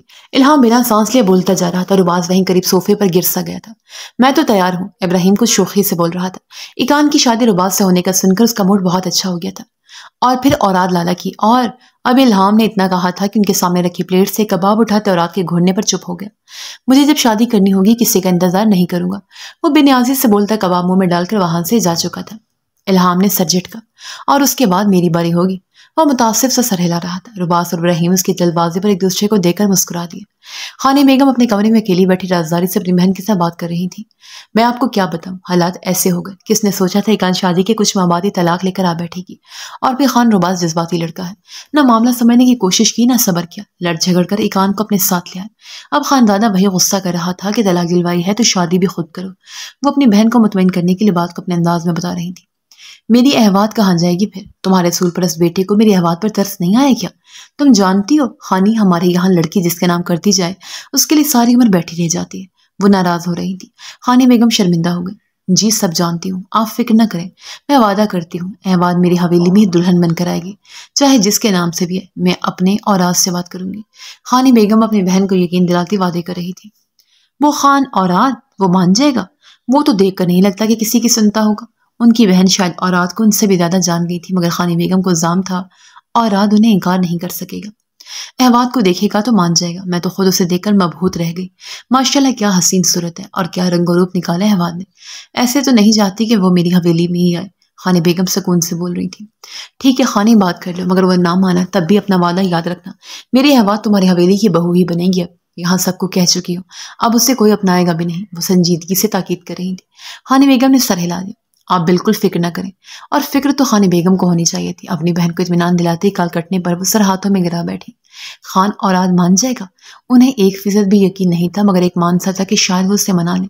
انہوں نے دھڑکتے دل کے ساتھ خان اوراد کو کال ملائی۔ کال بہت دیر بعد اٹینڈ ہوئی تھی۔ لگتا ہے اب تم مجھ سے بات کرنے کا دل نہیں کرتا تمہارا، انہوں نے بات کا آغاز ہی شکوے سے کیا۔ اپنے نم بالوں کو سلجھاتے اوراد نے آہ بھری۔ سوری، شاور لے رہا تھا، اس نے وضاحت دی۔ اچھا چکر کب لگاؤ گے اپنے مورے کے پاس؟ وہ محبت سے بولی تو ہیئر برش ڈریسنگ ٹیبل پر رکھتے اوراد نے صوفے پر بیٹھتے اطمینان سے انہیں سنا۔ ابھی ممکن نہیں ہے مورے، آپ کو کوئی کام تھا؟ وہ ان کے لب و لہجے سے جان گیا تھا انہیں کام ہے۔ اوراد، اب تو رواز کا رشتہ ہو گیا، بلکہ شادی ہی ہو جائے گی جلد۔ میں چاہتی ہوں تمہارا رشتہ بھی کر دوں۔ خانی بیگم کی بات پر اس کی آنکھوں میں حمالہ کا عکس لہرا گیا۔ ضرور کریں، وہ مختصر سا بولا اور خانی بیگم کو خوشی سے پاگل کر گیا۔ رباز کا تو بیکان کے ساتھ ہو گیا ہے، میں نے سوچ لیا احواد کی تمہارے سے منگنی کر دوں۔ وہ جذبات سے پرکپکپاتی آواز میں بول رہی تھی۔ احواد یہ کون ہے؟ اسے انکار ہی کرنا تھا، پھر بھی سوال کر رہا تھا۔ وہ انجان بننے کی خوب اداکاری کر لیتا تھا اور بس یہی تو کرتا رہتا تھا۔ احواد میری بہن کی نواسی، رباز کے لیے سوچا تھا، مگر خیر تمہارے ساتھ بہت جچے گی، تمہاری عمر ہی ہے۔ خانی بیگم تفصیل بتانے لگی۔ مجھے قبول نہیں ہے مورے، میں بابا کو بھی انکار کر چکا ہوں کہ اپنی مرضی سے شادی کروں گا۔ وہ بنا رکے سکون سے جواب دے گیا، نہ معذرت کی نہ شرمندہ ہوا، ٹھگ سے جواب دے دیا۔ اور رات خانی بیگم کو صدمہ پہنچا، خوشی ہوا ہوئی۔ ایکان کے لیے چلو میں بھی نہیں چاہتی تھی، مگر احواد میں کیا کمی ہے؟ وہ افسردگی سے بولے۔ ایکان میں کیا کمی تھی؟ اس نے الٹا سوال کیا، سیدھا جواب دینا کبھی سیکھا ہی نہیں تھا۔ سوال پر سوال کرتا، الجھا دیتا تھا، پھر انکار سونپ دیتا تھا۔ وہ تو طلاق یافتہ تھی، چلو، وہ بولی۔ میرے لیے یہ بات میں نے نہیں رکھتی، مجھے اپنی پسند سے شادی کرنی ہے، اور میری پسند نہ ایکان ہے نہ احواد۔ وہ صاف گوئی سے بولا۔ پھر کون ہے؟ خانی بیگم کے لبوں سے سرسراتا سوال ادا ہوا تھا، اور رات کے لبوں پر مسکراہٹ پھیلی۔ ابھی اس بات کو رہنے دے مورے، میں بس چاہتا ہوں آپ ہمیشہ کی طرح مجھے فری ہینڈ دیں، مجھے فورس بالکل مت کیجیے گا۔ خان اور رات کا اطمینان بھرا لہجہ خانی بیگم کو خاموش رہنے پر مجبور کر گیا۔ وہ سردھا بھر کر رہ گئی۔ ٹھیک ہے، میں امید کرتی ہوں تم نے کوئی ڈھنگ کی لڑکی پسند کی ہوگی، خانی بیگم نے ایسے سے کہا۔ احواد کی فکر کا ایک طرف، اب انہیں یہ فکر ہونے لگی تھی کہ اور رات کو جانے کہ اس لڑکی نے اپنا اسیر کر لیا تھا۔ ڈھنگ کی تو شاید نہیں ہے، مگر وہ کیوٹ ہے۔ اور رات اپنے لفظ پر خود ہی خفہ زدہ ہو گیا۔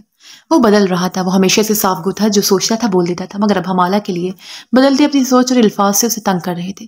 عجیب مشکل انسان تھا، اپنی محبت سے خود تنگ ہو رہا تھا۔ مجھے ضرور ملوانا، بلکہ جلد ملوانا، تاکہ میں اسے تمہاری دلہن بنا کر اپنے پاس لوں۔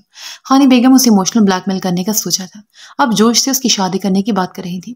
وہ ان کے ارادے بدل دینے میں ہمیشہ سے ماہر تھا۔ جب وقت آئے گا تب ملواؤں گا مورے، ابھی وقت نہیں ہے۔ وہ یکدم سنجیدہ سا ہو گیا، حمالہ کا نام ابھی سے لبوں پر نہیں لانا چاہتا تھا۔ نہ جانے تم کس وقت کے منتظر ہو، اگر وہ کسی اور کے نام ہو گئی تو روتے ہوئے میرے پاس مت آنا۔ خانی بیگم اس کے یوں بات بدلنے پر خفا ہوں۔ وہ میرے علاوہ کسی کی نہیں ہوگی، آپ فکر مت کریں۔ وہ مطمئن تھا۔ خانی بیگم کو ہار نہ ماننا پڑی۔ ٹھیک ہے اوراد، حویلی کب چکر لگاؤں گے؟ وہ محبت سے سوال کر رہی تھی۔ اسے اب یہ سوال اور لہجہ ازبر ہو گیا تھا۔ جلد چکر لگاؤں گا، اس نے ہر بار والا جواب دہرایا۔ تم ہر بار یہی کہتے ہو، اور اوراد ہر دفعہ یہ جلد بہت دیر سے آتی ہے۔ خانی بیگم ناراضگی سے بولی۔ آپ ہر بار یہی پوچھتے مورے، آپ جانتی میں مصروف ہوتا ہوں، وہ نرمی سے بولا۔ جانتی ہوں اس بات پر، مجھے لگتا ہے واقعی تمہاری جلد شادی کر دینی چاہیے، تم اپنی بیوی کے لیے بھاگ بھاگ کر آؤ گے حویلی۔ خانی بیگم کی بات پر وہ سر جھٹک کر مسکرایا، ان کی سادگی کمال تھی۔ آپ کو لگتا ہے میں اپنی بیوی کو حویلی میں رکھوں گا، جبکہ میں خود یہاں رہتا ہوں؟ وہ جیسے ان کی سادگی پر مسکرایا تھا۔ میں اس بات پر تمہاری بالکل نہیں سنوں گی، اور تمہاری بیوی حویلی میں ہی رہے گی۔ اگر تم نے کوئی شہری لڑکی پسند کی ہے اور وہ آتی نہیں، تب بھی اسے حویلی میں ہمارے ساتھ ہی رہنا ہوگا۔ تمہاری ماں بھی شہری لڑکی تھی، مگر ساری زندگی حویلی میں رہی، تمہاری بیوی بھی رہ لے گی۔ خانی بیگم نے دو ٹوک لہجے میں سے جواب دیا، ابھی سے جتا دیا، تاکہ وہ اپنے ارادوں سے باز رہے۔ اس سے فرق نہیں پڑتا وہ عادی ہے یا نہیں، جہاں میں رہوں گا وہ وہیں رہے گی، پھر چاہے میں حویلی میں رہوں یا شہر میں۔ وہ بھی ضدی بن سے بولا۔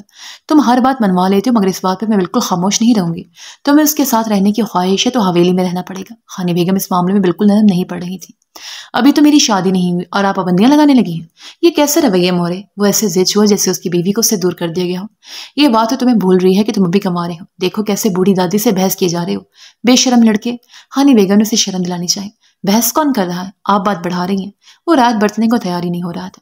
تم بدل گئے ہو اوراد، خانہ بیگم نے اسے ٹوکا۔ آپ بھی بدل گئی ہیں، مجھے آپ سے ہی بات نہیں کرنی۔ وہ ناراضگی سے بولتا کال کاٹ گیا۔ ذرا جو اس لڑکے میں شرم لحاظ ہو۔ خانہ بیگم اس کے یوں کال کاٹ دینے پر حیرت سے بڑبڑائے، پھر بے ساختہ مسکرانے لگی۔ وہاں اوراد اپنی تبدیلی سے تنگ ہوتا اٹھ کر کمرے سے نکل گیا۔ وہ محبت سے تنگ نہیں تھا، بس اس جیسا خود پسند انسان ابھی اس جذبے کا عادی نہیں ہو پا رہا تھا۔ جی؟ ایکان شوق سے خانزادہ کو دیکھ رہی تھی۔ ایکان بیٹا، میں جانتا ہوں تمہارا ایک تجربہ اچھا نہیں رہا، یقین کرو یہ کوئی ترس یا ہمدردی نہیں ہے۔ میں ہمیشہ سے چاہتا تھا کہ تمہیں اپنے روباز کی دلہن بناؤں، مگر پتہ نہیں تمہارے ماں باپ کو کیا شوق چڑھا تھا تمہاری حویلی سے باہر شادی کرنے کا۔ خانزادہ نے ساتھ بیٹھے خان موسیٰ اور زرشے کو ناراض نظروں سے دیکھا۔ زرشے نے خان موسیٰ پر شکایتی نظر ڈالی تھی، اگر وہ بیٹی کا سایہ بن جاتے تو کبھی وہ ایکان کو حویلی سے نکالنے کا فیصلہ نہ کرتی۔ میں اپنی بیٹی سے اس لیے شرمندہ ہوں، اس معاملے میں ایکان تم پر گئی ہے، مجھے معافی نہیں کر رہی۔ خان موسیٰ افسردگی سے مسکرائے تھے۔ ایسی بات نہیں ہے بابا، ایکان خفت سے بولی۔ ایسی بات ہونی بھی چاہیے، تم نے جو حرکت کی ہے ایکان کو ناراض رہنا چاہیے تم سے۔ خانزادہ نے ایکان کی بات پیچھے چھوڑ کر جواب دیا۔ تم ہمیشہ سے ایسے تھے خانزادہ، پہلے زرشے کو مجھ سے ناراض رہنے پر اکساتے تھے، اب میری بیٹی کو۔ خان موسیٰ ناراض ہونے لگے۔ ایکان اور زرشے منہ کھولے دونوں کو دیکھ رہی تھی، کیونکہ تم نے کبھی کوئی کام سیدھا ہی نہیں کیا۔ خانزادہ تپے ہوئے تھے، ابھی تو یہ نہیں جانتے تھے کہ اپنے پورشن میں ایکان نے دادی کی نفرت بھی جھیلی تھی۔ جان لیتے تو ایکان کو بالکل ہی اپنے پاس رکھ لیتے۔ میں سیدھا کام کروں تب بھی تم نہیں مانو گے، تم میں اور مجھ میں فرق ہے۔ خان موسیٰ الجھنے لگے۔ آپ دونوں کو اگر یاد ہو تو ہم ایکان سے اس کی شادی کی بات کرنے آئے تھے۔ زرشی نے ان دونوں کو سٹارٹ ہوتا دیکھ کر فل سٹاپ لگانا چاہا۔ وہ دونوں چونک کر پریشان بیٹھے ایکان کی طرف متوجہ ہوئے۔ ماموں، میں آپ کی بیٹی ہی ہوں، آپ کے پاس رہوں گی، مگر شادی نہیں کرنا چاہتی اب۔ یہ ضروری تو نہیں ہے، ایکان نے ہچکچا کر معذرت کی۔ میں جانتا ہوں تم میری بیٹی ہو، میں شادی اس لیے نہیں کر رہا تو میں اپنے پاس رکھوں، میں ویسے بھی رکھ سکتا ہوں، بس مجھے شادی اس لیے کرنی ہے کیونکہ مجھے رباس کے لیے تم جیسی لڑکی نہیں ملی گئی۔ میں نے ہمیشہ اس کے لیے تمہیں سوچا تھا۔ خاندادہ نرمی سے بولتے اس کا سر تھپکنے لگے۔ مگر ماموں، احواد بھی اچھی لڑکی ہے۔ وہ دھیمے لہجے میں بولتے ان کے قریب ہو گئی۔ تم اس کی فکر مت کرو، تم بس اپنے ماموں کی فکر کرو اور سب مجھ پر چھوڑ دو۔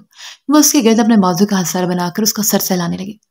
مجھے پڑھنا ہے، یونیورسٹی میں ایڈمیشن لینا چاہتی ہوں، کیا مجھے یہ حق نہیں ہے؟ ایکان نے ناراضگی سے خانزادہ کو دیکھ کر کہا۔ کیوں نہیں ہے؟ رباس تمہیں پڑھنے سے کبھی نہیں روکے گا، وہ تو خود یہی چاہتا ہے۔ اور یہ مت سمجھنا کہ صرف تمہارے لیے اصول الگ ہے، میں تو علیحہ کی بھی شادی کرنا چاہ رہا ہوں، شاید اس کی خالہ اس بار پاکستان آئے تو کر ہی دوں، شادی کے بعد پڑھتی رہنا دونوں۔ خانزادہ نے نرمی سے بولتے اسے سمجھایا تو اس کی بات انکار کی نہ گنجائش رہی نہ بہانا۔ وہ تھک کر ان کے کندھے پر سرکتی پریشانی سے لب کاٹنے لگی۔ وہ باقی دونوں ماموں پریحان، ماں، نانی اور دادی سب کو صاف انکار کر چکی تھی، مگر آج سب نے مل کر خانزادہ کو بھیج دیا تھا اور خانزادہ کو وہ کبھی انکار نہیں کر سکتی تھی۔ اس کے خاموش ہو جانے پر زرشی سکون سے مسکرائے، جبکہ ایکان آنے والے وقت کو سوچ کر ابھی سے سہم گئی تھی۔ اسے نہیں لگتا تھا وہ شادی کے بعد اس رشتے کو اب نبھا پائے گی۔ حمینہ ثنا بیگم کے نیند میں جانے تک ان کے پیر دباتی رہی، نیند سے اس کی آنکھیں بوجھل ہو رہی تھیں۔ ثنا بیگم کے خراٹے گونجے تو وہ بستر سے اتر کر دبے پاؤں کمرے سے نکلی اور سیدھی حویلی کے پچھلی جانے موجود سرونٹ کوارٹر کی جانب بڑھی۔ اس کی بیٹی کو دوسری کام والی رات کے وقت سلا دیتی تھی کیونکہ ثنا بیگم سے اس کا رونا برداشت نہیں ہوتا تھا۔ اس نے دوسری ملازمہ کے کمرے کا دروازہ ہولے سے بجایا۔ باجی، گڑیا دے دیں، اس نے مدھم سے لہجے میں کہا۔ ملازمہ نے نیند میں ہی اس کی بیٹی کو اٹھا کر دروازہ کھولا اور اسے چھوٹی بچی پکڑاتے ہی دروازہ ٹھک سے بند کر دیا۔ وہ خاموشی سے اپنے چھوٹے سے کمرے میں جا کر لیٹ گئی۔ رات کے 10 بج رہے تھے۔ وہ جانتی تھی 7 بجے سے اب تک سکون سے نیند کرتی اس کی بیٹی کچھ دیر تک جاگ جائے گی۔ اسے سلا کر جلدی سے کمر سیدھی کرتی حمینہ بھی نیند میں گئی تھی کہ اس کی بیٹی نے جا کر دودھ کے لیے رونا شروع کر دیا۔ وہ سوئی جاگی کیفیت میں فیڈر اس کے منہ میں دیتی اسے تھبکنے لگی اور پھر ایسا پوری رات وقفے وقفے سے جاری تھا۔ صبح تک نیند سے پاگل ہوتی حمینہ بیٹی کو دوبارہ سوتے ہی اپنا سر پکڑ کر بری طرح رونے لگی۔ یا اللہ، میں نہیں رہ سکتی ایسے، مجھ سے یہ زندگی نہیں گزاری جا رہی۔ وہ سسکیوں کا گلا گھونٹے بڑبڑا رہی تھی۔ اب تو یہی اس کا معمول بن چکا تھا۔ ثنا بیگم کو فجر کے فوری بعد چائے چاہیے ہوتی تھی اور یہ ذمہ داری بھی اب حمینہ کی تھی۔ دن کے وقت باہر لان کی کانٹ چھانٹ کرنے والا بوڑھا مالی اس کی بیٹی کو سنبھالے رکھتا تھا۔ ملازمین کی مدد سے اس کا کام کرنا آسان ثابت ہو رہا تھا، مگر وہ اس معمول سے تھک رہی تھی۔ وہ اوائل عمری میں تھی، اس عمر میں لڑکیوں کی نیند پوری نہیں ہوتی اور وہ پورا دن ثنا بیگم کی خدمت کر کے ساری رات سوتے جاگتے تمام کر دیتی تھی۔ اس کے اندر کی زندہ دل لڑکی تو پہلے ہی مر چکی تھی اور اب حالات نے حمینہ کو ہی مار دیا تھا۔ اب صرف ایک وجود بچا تھا جس میں روح ہر گزرتے دن کے ساتھ خاک ہو رہی تھی۔ وہ چاروں خوشی سے بانچے پھیلائے پوری یونیورسٹی چپا چپا چھان رہی تھی۔ ایاد خان نے ان کے ایڈمیشن میں مدد کی تھی، سو اب وہ ہر مرحلہ طے ہو چکا تھا۔ یقین کرو سرخروش کو یہاں دیکھ کر میرا دل برا ہو گیا۔ میں سوچ بھی نہیں سکتی تھی یونی میں سب سے پہلے ہمیں وہی ملیں گے۔ کینٹین میں بیٹھتے ہی عثمان منہ بگاڑتی ہوئی بولی تھی۔ ہیں کون سرخروش؟ گلالئی نے حیرت سے سوال کیا۔ سر ایاد خان کی بات کریے گی؟ ویسے یار وہ واقعی کافی عجیب ہے، ذرا سی بات پر منہ پھلا کر طنز کرتے ہیں۔ علیحہ نے اس کے علم میں اضافہ کیا۔ گلالئی ہونک سے دونوں کو دیکھنے لگی۔ تم کچھ کہنا ہے تو تم بھی کہہ دو، گلالئی نے ناک چڑھا کر حمالہ کو مخاطب کیا۔ میرا دماغ نہیں خراب، مجھے وہ سر اچھے لگتے ہیں، یہ دونوں تو پاگل ہیں، حمالہ ناراضگی سے بولی۔ چلو شکر ہے کوئی تو نارمل انسان ملا، یہ دونوں تو واقعی پاگل ہیں، گلالئی نے زور زور سے سر ہلایا۔ اس نارمل انسان کا تو میں اور رات لالا کو بتاؤں گی، پھر دیکھنا کیسے سریات کو پسند کرتی ہے۔ علیحہ نے مسکراہٹ دبا کر اسے سنوایا تو وہ جلدی سے سیدھی ہوئی۔ پسند کب کیا؟ میں نے کہا اچھے ٹیچر ہے، حمالہ نے اپنے جملے کی خود تصحیح کرتے ہوئے دہرایا۔ تم نے جو کہا ڈنکے کی چوٹ پر کہو بھائی، سریات پسند ہیں تو ہیں، اب کیا تمہارے لالا اس پر بھی پابندی لگائیں گے؟ آئی بڑی لالا کی لگتی، گلالئی نے پنچھے جھاڑ کر علیحہ کے پیچھے ہٹ گئی۔ او بہن کیا ہوا، سریات کے ذکر پر تم کیوں بالو ہوئی جا رہی ہو اتنی؟ عثمان نے اسے ٹھنڈا کرنے کی کوشش کی، علیحہ اسے گھور رہی تھی۔ لو مطلب تم دونوں بیٹھے بیٹھے پسند ناپسند پر ٹیکس لگا سکتی ہو، ہم کچھ بولیں تو باولی؟ سنو حمالہ، آج سے تم اور میں ایک طرف، پہلے روز دشمنی مول لے لی ان دونوں نے مجھ سے۔ گلالئی کا بخار بڑھتا جا رہا تھا، حمالہ کی آنکھیں چمکی۔ پاگل تو نہیں ہو گئی؟ یوں نہیں آتے ہوئے کوئی سکروٹ ڈھیلا ہو گیا شاید تمہارا؟ سریات کے لیے تم ہم سے لڑو گی اپنے بچپن کی دوستوں سے؟ علیحہ اچھی خاصی صدمے میں جا چکی تھی، گلالئی نے بے نیازی سے سر جھٹکا۔ کیونکہ وہ مجھے بھی اچھے لگتے، ٹیچر باپ جیسا ہوتا ہے، پسند کرے تو کیا غلط کیا؟ گلالئی نے انکشاف کیا۔ توبہ توبہ، ایسے سڑو باپ سے تو ہمارے اپنے باپ اچھے ہیں، ہم کیوں ارے غیرے کو باپ سمجھے؟ عثمان کو تو مرچیں لگ گئی تھی، میں تو باپ جیسا سمجھوں گی بھائی، میری مرضی۔ حمالہ نے نہایت زور سے کندھے اچکا کر گلالئی کی طرف داری کی، لگتا تھا ٹیم بس بن چکی۔ سنو دوغلی، تم یہ پارٹی بدل رہی ہو نا، پھر بعد میں مت آنا میرے پاس، الہام سے یہ منگوا دو وہ منگوا دو۔ علیحہ نے اس کی گھنی بلی کو گھورا۔ پارٹی کب بدلی ہے؟ کیا مجھے رائے دینے کا حق نہیں؟ حمالہ نے ایموشنل ہو کر کہا۔ کینٹین میں بیٹھ کر بھی بکواس سے ہی پیٹ بھرنا تھا تو ہم باہر لان میں اچھے نہیں تھے کیا؟ عثمان نے ان سب کو طنزیہ نظروں سے دیکھتے ہوئے کہا۔ مجھے بہت بھوک لگ رہی ہے، برگر کھاتے ہیں۔ گلالئی کو کھانے کا سوچ کر ہی بھوک ستانے لگی۔ تمہیں کب بھوک نہیں لگتی یہ بتاؤ، کھا کھا کر آلو بن گئی ہو؟ علیحہ نے اس کی دبلی جسامت پر چوٹ کی۔ کھاتے پیتے گھر کی ہوں، لوگوں کی طرف فاقہ زدہ نہیں لگتی۔ گلالئی نے فوری جوابی وار کیا، علیحہ بھڑک چکی تھی، جبکہ حمالہ نے فوراً اپنے نازک وجود کو دیکھ کر رونی صورت بنائی۔ میں فاقہ زدہ نہیں لگتی، میں ڈیلیکیٹ ہوں، تم اپنی لڑائی پر مجھے کیوں گھسیٹ رہی ہو؟ حمالہ کی ناراضگی پر علیحہ اور گلالئی نے اپنے سر پیٹے۔ یار یہ دکھی آتما کہاں سے متھے لگ گئی؟ تمہاری بات کب ہوئی؟ تمہارا ہر جگہ گھسنا ضروری ہوتا ہے کیا؟ گلالئی نے بیچارگی سے اسے دیکھا۔ اسے چھوڑو، یہ دن کے 20 گھنٹے صدمے میں رہتی ہے، باقی 4 گھنٹے سوئی رہتی ہے، تم لوگ برگر منگواؤ بس۔ علیحہ نے لاپرواہی سے کہا۔ حمالہ اپنے منہ کے زاویے درست کرنے لگی۔ میں تو خود پریشان ہوں، ہر بات دل کو لگ جاتی ہے۔ وہ پریشانی سے اپنا مسئلہ بتا رہی تھی۔ اپنے دل کو نکال کر کسی سمجھدار انسان کے حوالے کر دو جو اس پر کچھ نہ لگنے دے۔ گلالئی نے شرارت سے چھیڑتے اسے آنکھ ماری۔ اس کی بات پر عثمان کہکا لگا کر ہنسی۔ ایک تو میں تمہارے ٹھڑک پن سے بہت تنگ ہوں، علیحہ نے ناک چڑھا کر بیزاری سے کہا۔ عثمان مسکراہٹ دبائے سب کے لیے برگر اور کوک منگوانے لگی۔ میں بھی، یہ عجیب باتیں کرتی ہے کبھی کبھی، میرا دل نہ ہو گیا کاغذ کا ٹکڑا ہو گیا، کسی بندے کو پکڑا دوں۔ حمالہ بھی ناک چڑھا کر بول رہی تھی۔ تم دونوں تو ہو ہی بورنگ لڑکیاں، ایسے معاملے میں میری پارٹنر صرف عثمان ہے۔ گلالئی نے ہنس کر عثمان کے کندھے پر ہاتھ مارا۔ یہ بورنگ نہیں، بس کچھ زیادہ ہی شرم کھیلنے لگ جاتی ہے، جیسے ننھی بچیاں ہوں۔ عثمان نے بھی ان دونوں کو ناک چڑھا کر دیکھا۔ ان چاروں میں کب دو کس بات پر پارٹنر بن جائے پتہ نہیں چلتا تھا۔ اس وقت حمالہ اور علیحہ شرم حیا پر درس دے رہی تھی، جبکہ عثمان اور گلالئی لاپرواہی سے اپنی مستی میں مست تھی۔ روباز مجھے شاپنگ پر لے جانا، باقی یہاں کی سب تیاریاں تو تمہارے بابا کریں گے، بٹ مجھے اپنی ایکان اور علیحہ کی شاپنگ کرنی پڑے گی خود۔ پریحان تیزی سے بول رہی تھی، جوں جیسے مزید تھوڑی دیر ہوئی اور سب رہ جائے گا۔ جی لے جاؤں گا، کبھی آپ اپنے بیٹے اور رات کو بھی تکلیف دے دیا کریں۔ روباز آج کل ہر بات پر ہی ناراض ہونے لگا تھا۔ پریحان اس کا ناراض چہرہ دیکھ کر بے ساختہ مسکرائی۔ فکر مت کرو، اس کی شادی پر سارا کام اسی سے کروائیں گے۔ انہوں نے مسکراہٹ دبا کر اسے تسلی دی۔ کر ہی نہ لے وہ نواب، آپ کبھی جا کر دیکھیں وہاں شہر میں کیسے نوابوں کی طرح رہ رہا ہے، سارا دن ملازموں کو بگائے رکھتا ہے، بالکل کوئی کام خود نہیں کرتا، اس پر اکڑ ایسی جیسے پورا پاکستان اسی کے کندھوں پر ہے۔ الہام کو بھی اپنے جیسا بنا رکھا ہے۔ روباز خفگی سے بول رہا تھا۔ پریحان جانتی تھی وہ ناراض ہونے کا بس بہانہ بنا رہا ہے، ورنہ آج سے پہلے اسے کبھی اورات کے لائف سٹائل پر اعتراض نہیں ہوا تھا۔ روباز اسے رہنے دو جیسے بھی رہتا ہے، تم سب بہن بھائیوں کا بچپن بہت لاڈ پیار میں گزرا ہے، مگر اوراد نے بہت نظر انداز جھیلی ہے۔ چھوٹا سا تھا جب آغا جان کی ڈیتھ ہو گئی۔ تمہارے بابا جان ان دنوں بہت ڈسٹرب تھے کہ کئی گھنٹے غائب دماغ سے رہتے تھے۔ اوراد ان کو پکارتا رہ جاتا، وہ جواب نہیں دیتے تھے۔ انہیں دنوں میں ہی الہام کی پیدائش پر بیمار اور چڑچڑی سی ہو رہی تھی، وہ ہر طرح سے نظر انداز ہو رہا تھا۔ خانی مورے اسے سنبھالتی تھی تو انہوں نے بس ایسا ہی بنا دیا۔ پریحان اداسی سے بول رہی تھی۔ روباز انہیں افسردہ کر کے شرمندہ ہوا۔ آئی ایم سوری ماما، میں پتہ نہیں کس بات کا غصہ اتار گیا، اور آدمی کوئی خامی نہیں ہے، آپ ریلیکس رہیں اور یہ بتائیں کہ کب جانا ہے شاپنگ پر۔ وہ نے خود سے لگا نرمی سے بولا، جب بھی فری ہو لے جانا، بس یہ کام جلد ہو جانے چاہیے، تم جانتے ہو وقت بہت کم ہے۔ وہ آنکھوں کی نمی صاف کرتے ہدایت دے رہی تھی۔ یار مجھے یہ سمجھ نہیں آتی آپ لوگوں کو اتنی جلدی کیا ہے؟ وہ پھر سے چڑچڑا ہو رہا تھا۔ پریحان اسے انسنا کی اپنی تیاری میں مگن تھی۔ حویلی سے جاتے روباز نے ایک بار خانموسا کے پوشن کی طرف پرسوچ نظروں دیکھا اور سر جھٹک کر آگے بڑھ گیا۔ وہاں ایکان اپنے کمرے میں اندھیرا کیے پڑی تھی۔ رباز کی شادی کی تاریخ طے ہو چکی تھی۔ حمالہ اور علیحہ کو 1 ماہ پہلے ہی خانیسہ کے گھر بھیج دیا گیا تھا تاکہ ان کی پڑھائی کا حرج نہ ہو۔ حمالہ حویلی واپس جانے کے لیے روزانہ نیا بہانہ بناتی اور تھوڑی دیر روتی رہتی۔ پروا اور عیسیٰ سے سمجھا بجھا کر خاموش کروا دیتے تھے، مگر اسے حویلی بھیجنے کا کوئی انتظام نہیں ہو رہا تھا، اور اب شادی میں بمشکل ہفتہ باقی رہ گیا تھا۔ مجھے حویلی جانا ہے، میری بہت طبیعت خراب ہے بہت۔ آج پھر حمالہ ایک نیا بہانہ کے ساتھ خانیسہ کے سر پر سوار تھی۔ وہ آ بھر کر رہ گئے۔ بیٹا، اپنی طبیعت کو چند دن کے لیے انتظار کرنے کا کہہ دو۔ خاندادہ لالا کی ہدایت تھی کہ لڑکیاں پڑھائی کریں۔ خانیسہ نے بیچارگی سے اس کا سر تھپا کر سمجھا، وہ تو پھنس کی گئے تھے، لیکن بابا نے تو اب کہہ دیا کہ آ جانا۔ انہوں نے اوراد لالا کو کال کی ہوگی، ان سے پوچھیں کب لے جائیں گے آخر ہمیں۔ علیحہ نے ضد ہو کر کہا، آپ کال کریں اوراد کو، کیوں تنگ کیا ہوا بچیوں کو؟ پروا نے عیسیٰ کو کال کرنے کا کہا۔ اچھا بھائی ویٹ کریں۔ عیسیٰ ہار مان کر کال ملا گئے۔ محض فہد باپ کے قریب بیٹھ کر یوں انہیں دیکھنے لگے جیسے حمالہ اور علیحہ نے انہیں جانا ہے۔ اوراد بچیوں کو لینے کب آؤ گے یار؟ انتظار کر رہی ہیں، ہمیں بھی جانا ہے حویلی۔ میری جن تو آج اسکول سے چھٹیاں بھی لے آئے بغیر پوچھے۔ عیسیٰ ہنس کر بول رہا تھا۔ دوسری جانب آفس میں بیٹھے اوراد کی لیپ ٹاپ پر چلتی انگلیوں کی رفتار کم ہوئی۔ میں تو پھنس گیا ہوں، میری کچھ میٹنگز تھی اس لیے نہیں آ پایا۔ اب بابا اور چاچو کہہ رہے ہیں ان کو شاپنگ بھی کرواؤ۔ اوراد تپا بیٹھا تھا۔ علیحہ اور حمالہ آنکھیں اور کان کھولے خانیسہ کو دیکھ رہی تھی۔ عثمان دور بیٹھ کر چاکلیٹ کھاتے ہوئے ان دونوں پر ہنس رہی تھی۔